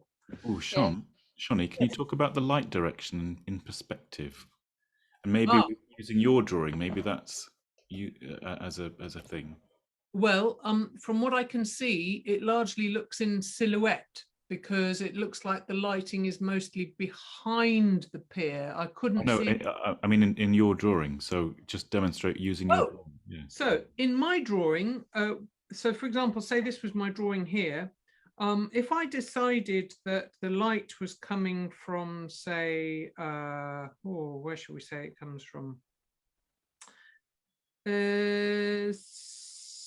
Say it comes from here. Maybe the sun is shining like this. What I need to do is I'd be needing to lighten my trees on this side because they would be, I mean, this is sort of behind, so it's trickier to know exactly the angle sort of behind, but I'd be wanting highlights here. It's kind of, and that's a bad choice actually. Let me say again, if I have the sun, say I'm standing here and I have the sun at my back, yeah, I would, having lots of light on here, the back of that tree, there'd be lots of light on here, there'd be lots of light on these trees. But on this side, if the sun was at the back, this would be more in shadow. This would be in deep shadow inside. There might be a bit of light hitting this door frame on the inside. And similarly, that would probably have half. Inside would tend to be darker anyway, unless there was a light on. But there'd be light on that windowsill. So I just have to think through methodically. If I haven't got a photograph for reference, and then I go here, okay, well, yes, there might be a bit of shadow from that building on that tree, but in any case, the shadows would be around the back of these trees like this, with the sun coming on me like this on the back of my head on the side. Just to start thinking in those terms. Do you see what I mean? I'm not being very precious. I haven't done any beautiful drawing today. I've literally been scribbling as quickly as possible in order to demonstrate, but as best I can. So I do apologize for my quick scribbly drawings. I've got a question. Go far away. When, you know, like the one with the pier, it's very obvious where your vanishing point is. But, Yes. And you know, if you're starting drawing something from a vanishing point, you know, that's quite easy. Well, I'm looking at my picture and thinking, okay, so the sky has got, can the sky and the kind of foreground have a different vanishing point? I'm looking at my picture and trying to figure out if I've got more than one vanishing point. Okay, so look at what I would do is it's sometimes it's tougher in nature. The horizon is where the sky meets the land, so it's the last edge. Yes, got that. So that's your H. Yeah. You've got some really clear lines on that pier. Yeah. So if you follow those, I think that would give you your vanishing point when it hits the horizon. But the clouds look. I was looking at the clouds and look. Yeah. Almost like a different vanishing point. Well, they might. The vanishing point can also be off the painting, and as you get more and more technical, you can have a number of. You can make it more to the edge of the painting. So it may be that you line up the clouds. If you want a real sweep of clouds, you can. I've seen this done in paintings to great effect, where you have. If I just show this, you have your horizon. Say, and you have a really lovely deep horizon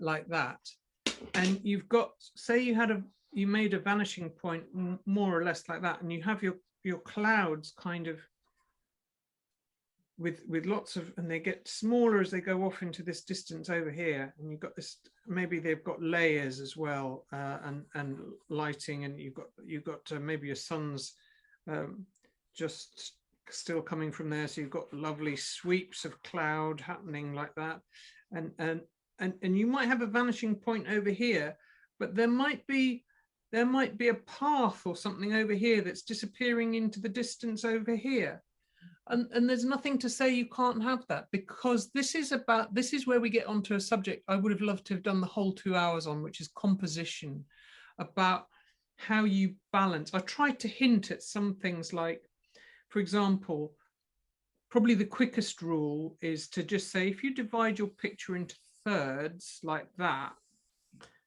is it's really interesting if you hit these points in a painting. There is something called the golden section, which is actually kind of around here in paintings. But more simply than that, if you divide your picture into thirds like that, and you can create points of interest. Your main point of interest is either here or here or here or here. And if you can take the eye on a journey from your points of interest, that you can create wonderfully dynamic paintings. So compositionally, very often people use a circle, so they take your eye around. Do you remember I showed you that lovely storm picture? Let me get back and show you the storm picture. Where is it here? Share. In fact, there's a wonderful storm going. I've got bright sunlight and heavy, heavy rain, dark sky, and honestly, the contrast outside at the moment is extraordinary. But where is it here?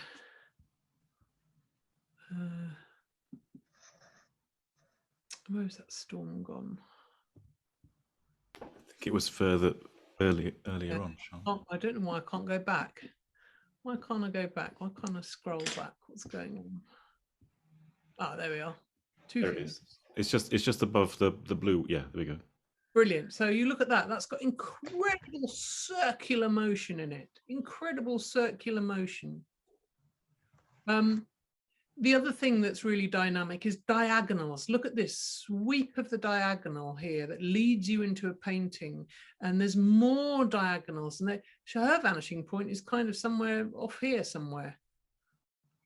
But she's leading us through this field, but it's still quite relaxed because she's got this incredible horizontal line. Something else I wanted to say, in film, they teach this when you learn film.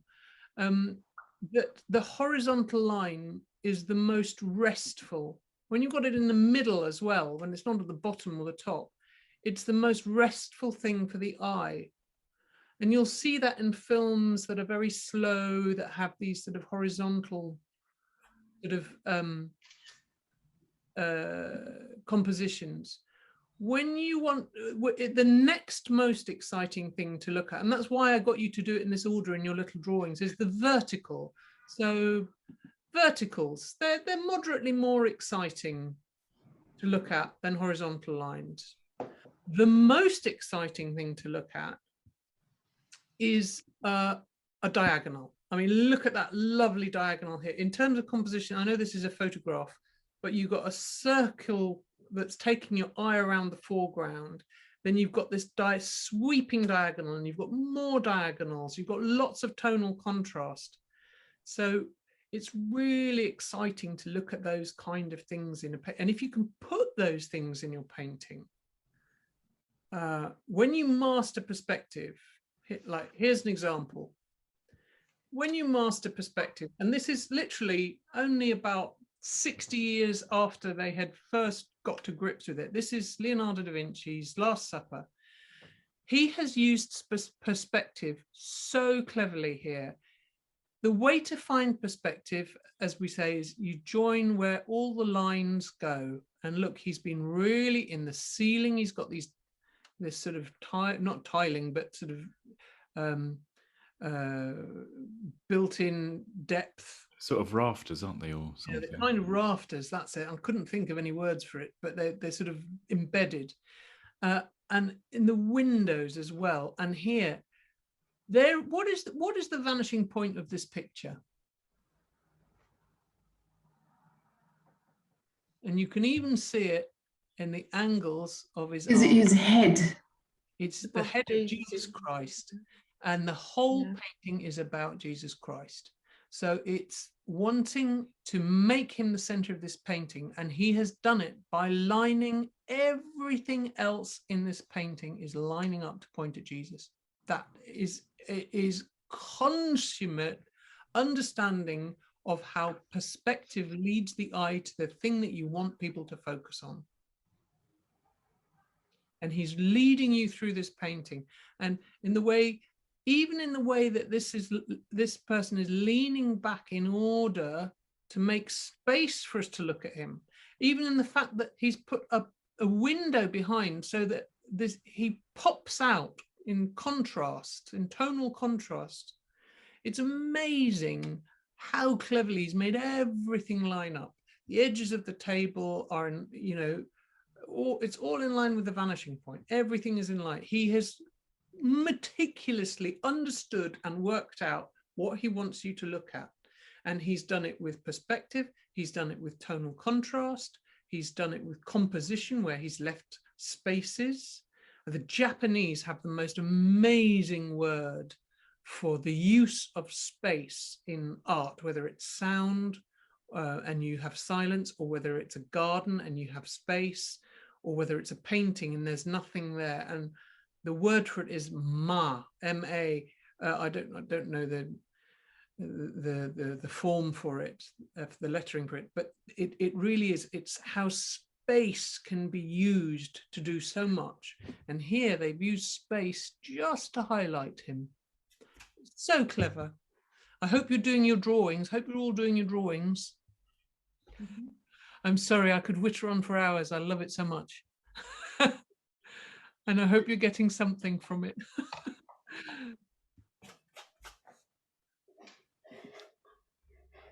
So, yeah. L shapes are another one. They're almost like you get a picture within a picture. So you have like, you might have a big tree, and then I don't know, a riverbank, and then over here, it's almost like there's a separate picture. That's another kind of composition, the L shape. Another very common one is the S or Z, and you see that very lot in S or Z, is where you get roads going through. So like that. That's another very common form of composition. So S if the road's going that way, and Z if it's going the other. And all these about how they might lead your eye around the painting.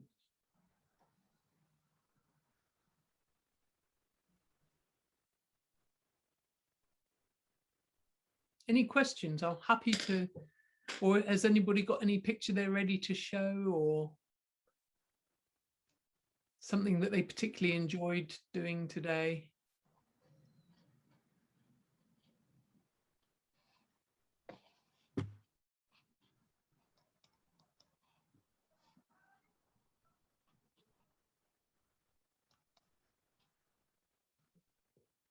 Oh, sorry, Debo, that was, yeah. Oh, wow.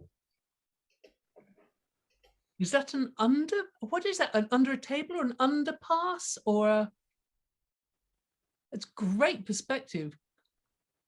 Like an underpass, kind of. Mm. There's lots of table. Fantastic. Say again, Debo? Under table. Under table, cool. Table. A bit of a big table. It's like That's a giant's great. table. I love it. I love it. I don't think I've ever seen a painting or a picture of underneath the table like that before. I think that's fantastic. Yay. And I like All your right. I like your blocks as well. And you've got and I like your trees. You've understood the thing about the contrast at the front and how it gets lighter as it goes back. Now your layers here seem quite flat. That's a nice choice if you want to do that. Do you want to try another one where you've got like angled hills or something, where the layers are a little bit more like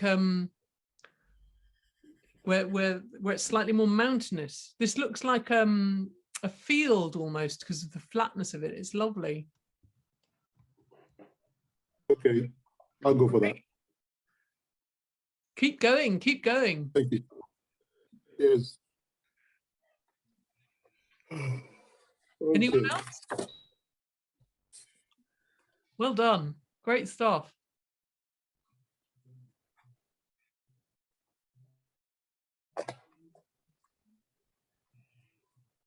Risa says, I definitely need to work on this kind of stuff. Oh, look, you know, I do. they had professional artists working on it for years and years and years and years. And like I said, it wasn't until 1431 till old Brunelleschi got a handle on it. And then it was another few years before they managed to write the treatise about it. Oh, show us your picture, Reese. It needs work. Lovely. So, right on your roof, I think it's a very charming picture. But in terms of your roof, if you hold it up a bit higher, yeah.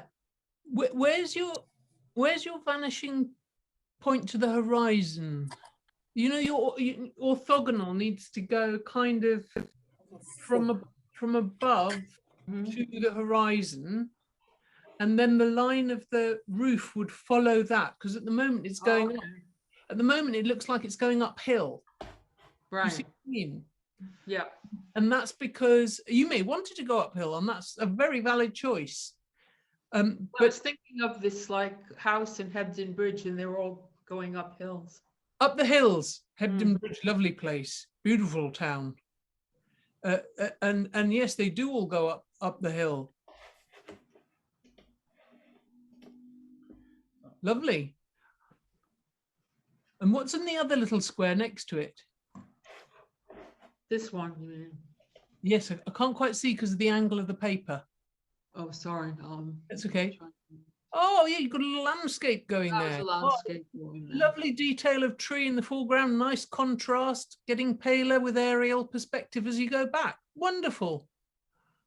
Thank you. It sounds not like not very good on houses, but I'll work on it. I have to say, me neither. I'm not big on architectural drawings, but I like to understand the principles. Very nice. Thank you, Risa. Okay, thank you. Oh. Good class. I hope you're enjoying yourself. That's the main thing. Are you enjoying yourself? That's the most important thing. Yeah. What's the picture behind you? Oh, Monet. There you are. Have a look at the perspective in that. Is there any perspective going on in that? Let's have a look. Loads. Loads. So see how he uses color and tone to go hotter in the front, cooler towards the back. And cooler in the middle as well. There we go. And the objects that get smaller as they go back. Similar sized objects. I can't see exactly what's in that. And how does the landscape make you feel? Well, I want to go there. Exactly. Exactly. I want to get out of Bury, Lancashire, and go there. So it's about creating that feeling when you're drawing, that you're learning. A kind of serene, ethereal kind of feeling. Exactly so. How about you, Zoobs? Did you get any drawing done? Or were you... I got some drawing. I can't find myself. Bear with me. Where am I? Where have I gone? There we go. Let's see it. There. Oh, nice. Yes. Oh, lovely. Oh, wow, like that. So this is the view from my kitchen window of the 4 towers on Southmere, almost. I know that it does go back, and it's actually quite a high perspective. I think my horizon line's probably somewhere there. Yeah. And it kind of goes back towards the river, and then there's probably lots of, Stratford or whatever, Dagenham. But yeah, amazing. This is just something that I'm, just something using the principles. Yeah, exactly that. Exactly that. I like to think of it like a theatre set in layers. Yeah, when you go in the wings. Can I ask another question? Sorry, I know I'm asking loads of questions. That's wonderful. Please ask another. So I've got a horizon line, and if I've got a horizon line and it looks like the boats are sitting above the horizon line, then, and you've got if I've got a point like this and then a horizon line, that's the horizon line, the boats are on the line and the the orthogonal is going up like that, it's going to make the boats look bigger as they go to the left of my picture, but they can't be. Show me. Can you show me? Yeah. Bigger on the left of the picture. It doesn't make sense to me. Well, there's a couple of things. One is a boat doesn't entirely float on water unless it's a raft. Some of it's sunk below. Yeah. So that's part of it. The other thing is you might be sat in a dip, but it's very unusual for the water line, the horizon water line, to be above you. Yeah, yeah, but it does sometimes in the distance, and also depending on how you want to paint it. But have you got your picture? Can you show me your picture? I'm just trying to do it. Did you see the thing in the news the other day, though, that boat where it looked like it was floating way above the horizon because of the optical illusion? Temperature inversion.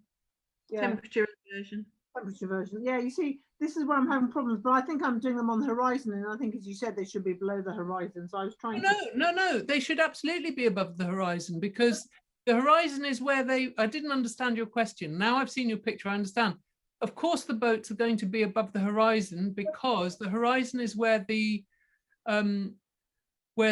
sea, in your case, meets or the lake meets the sky. But then if you've got that, then your line going orthogonal going up here, the boats are going to get bigger going that way. But why would they do that? Because they would be getting closer to you, unless they're on the horizon line. And they wouldn't be getting, but if they're on the horizon line and all the same height, and you're doing it to the same height according to the orthogonal that's going, or whatever it is, going above the horizon. Yeah, but where's your vanishing point? There. Okay. So if they are in line with your vanishing point, they'll all be the same size. If they're further towards us, then they're going to be bigger. I'll do a little drawing. I'll show you. I'll do a little drawing very quickly. Sorry, I know it's 3 o'clock. I'm aware. Have I got time to do this, Zubi? A quick one, yeah. One quick one. Okay, so here we go. But also, Charmian, if you're looking, if you suddenly look, if you're looking ahead of you, and the boats are in a line on the horizon, the angle will be very, very tiny as to their size. But as soon as you turn towards them, because they're on a 2-point perspective, so they'll get bigger at one point but smaller at another point. I think I understand. So say you've got your vanishing point here. But we're dealing with like tiny percentages. Your little boats are on the horizon here. Yeah. Yeah. And they're on the same plane as the horizon there. They're in the same place. If you had your boat closer to you, right, it can go like that. And you're saying yes. Yeah, that's my issue. Yeah, but that's only if it's coming towards us. It would be when it's there, it's sitting on the horizon. It's going to be the same on the horizon. Okay, so I shouldn't be drawing an orthogonal to try and draw them all there at all. Well, if you have, I get what you're saying, but that would then be closer to us. If you put your boat on the horizon, it wouldn't necessarily be there. It would actually be the whole boat would be. Oh, okay. Yeah, okay. It would be that. Yeah, okay. Because what Zubi's saying is actually your boat isn't on the horizon. It's there and it's there. So actually that angle is tiny, and yes, they would get a bit bigger, but not an awful lot bigger. No. Do you see what I mean? And also there'd be a 2-point perspective going the other way, where the boats would kind of get smaller, but the angle is so small that actually they'll look the same. Okay, thank you. And it's sometimes useful to think again in the layers, just logically going, would it really do that? No. Sioned? Yes. Hi. I wondered if I could just show you this. I think I chose the worst possible picture to try and draw. Perhaps you can see it here. Yes. I've got you. Yeah. and I didn't think hard enough about how difficult that would be. So I'll show you what I've done, and it would be really helpful. It's absolutely awful, but it would be interesting to know in what ways it is particularly awful.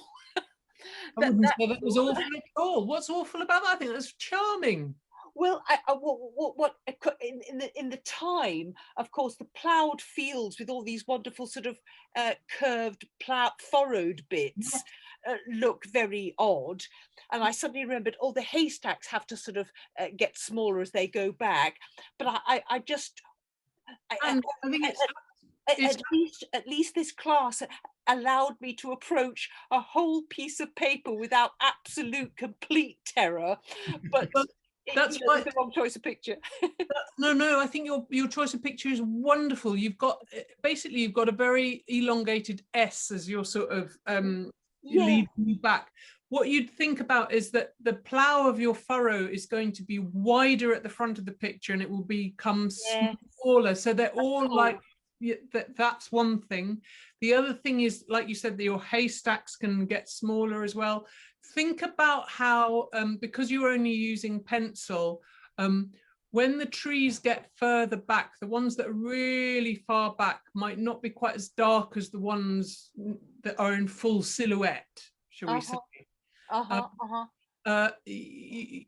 To bring in a bit of the aerial perspective, but I think that's utterly charming, and I think it's wonderful. And like I say, you could use the contrast of the darks more at the front of your picture. Maybe the furrows are darker, and they go to a point, even though they're on a curve.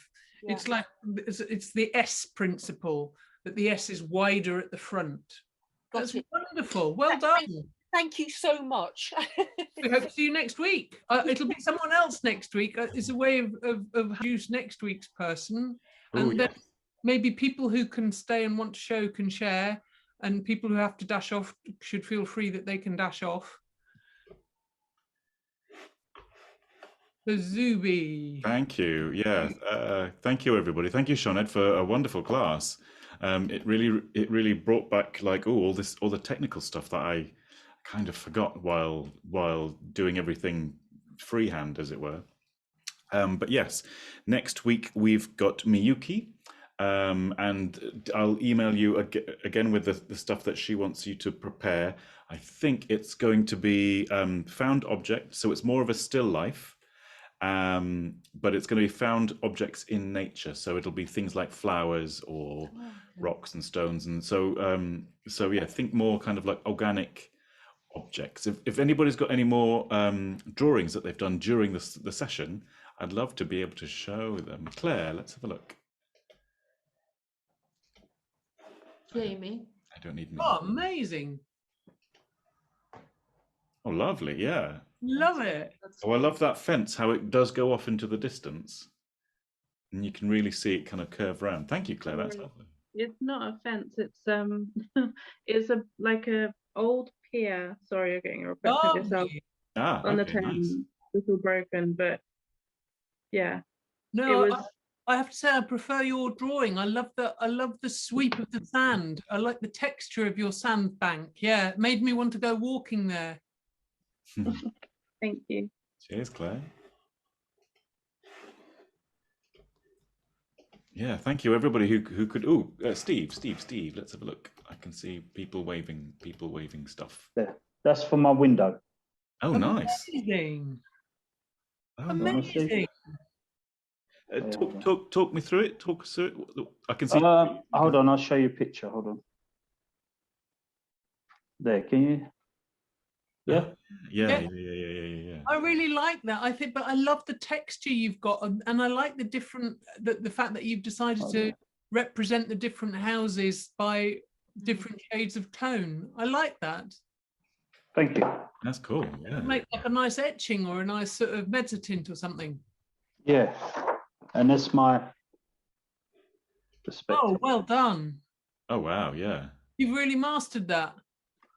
Maybe. Enjoy that. You've got those principles down. Yeah, you've really, it's cool. Thank you.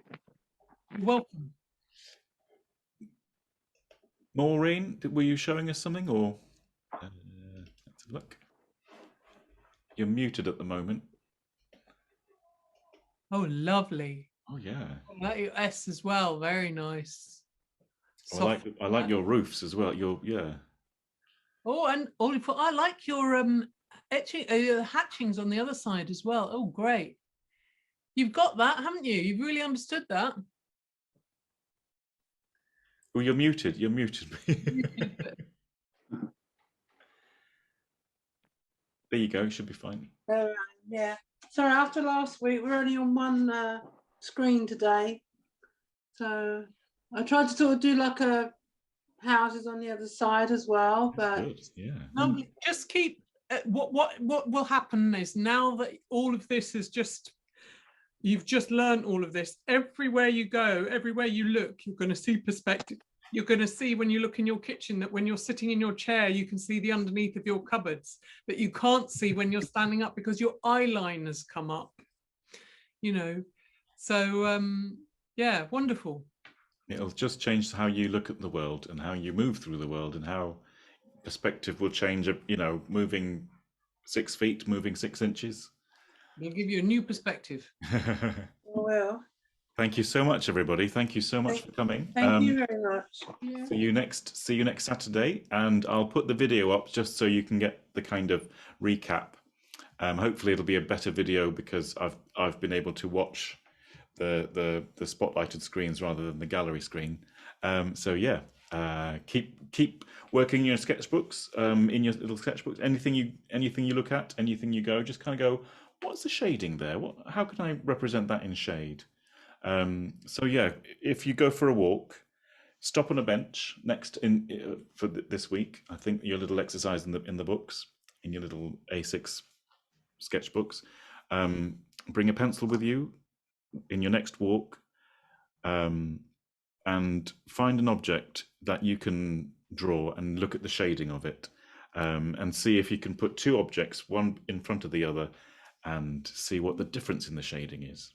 So I'll put that in the email as well, along with the video to this. So yeah, cool. Well done, everybody, and have a great weekend and a great week. Thank you. Bye bye. Thank you so much. Cheers. Thanks so much. You're very welcome. Thank you for coming. Cheers, Nikki. Risa was asking if there was another website. If you just Google a single point perspective, that's the thing you need to Google, single point perspective. I'll put that in the email as well. So yeah, cool. I'll find a link we can send out. Yeah. So super. Another piece of paper underneath your hand. Is there anything you suggest to stop pencil smudging? Is having another piece of paper when you're working on something, and like that. So that way the oil from your hand doesn't transfer to the paper, and like that. So you can have it, you can be working with a piece of paper underneath. Also, watch the video from last week about holding pencils, Steve, because that's also quite helpful as well. Was there an extra video or the one you done?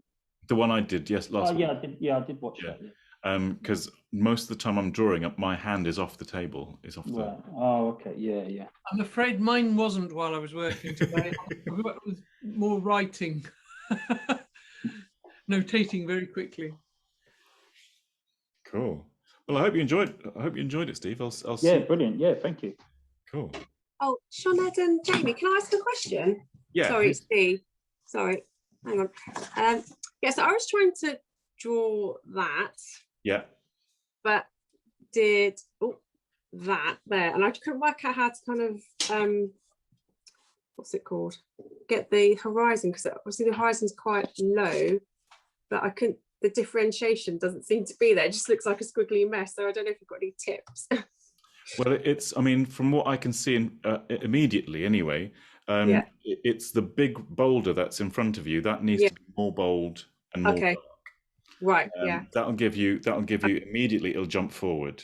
That's your foreground. Is basically from what I can see there, you've got your if I spotlight us both, where is it here? I need yours as well. Where is it? There I'll we go. I'll do it. Yeah. So basically, you've got your foreground is there with sort of two main shapes, and those they almost come up to the horizon, which I see is kind of there. Yeah. And then there's another sort of bit here. So you kind of got here, you've got here. That's not going to be as dark, the stuff going on there, because there's also some, is that clouds in the background, or is that distant hills? Because sometimes the clouds sort of look like distant hills as well. So you've got that, and you've got some midground, and then you've got a boat sort of somewhere in between, haven't you? That's what I can see. And there's somebody sat on the rock, maybe looking. Yeah. The key thing is, although there's lots of light hitting there, there's also lots of lovely dark shadows that you can put. So just make that darker. So yeah, it's about really making, this is your foreground. It doesn't have to go all the way, because then the sea takes over. Oh, yeah. This is your next item, your next layer. That's your next layer, and that's your final layer there. Right, yeah. In fact, clouds are all coming down as well. Yeah, oh, that looked, yeah, no, thanks, Shauna, because I was like struggling trying to put, but it just didn't look like there was no depth or anything, but thank you.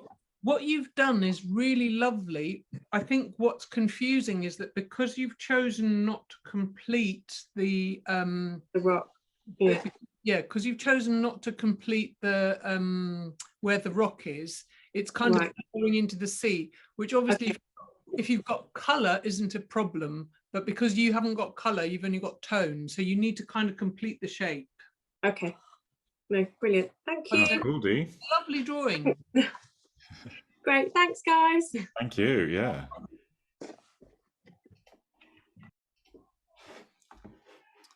Right, I think I can stop recording now.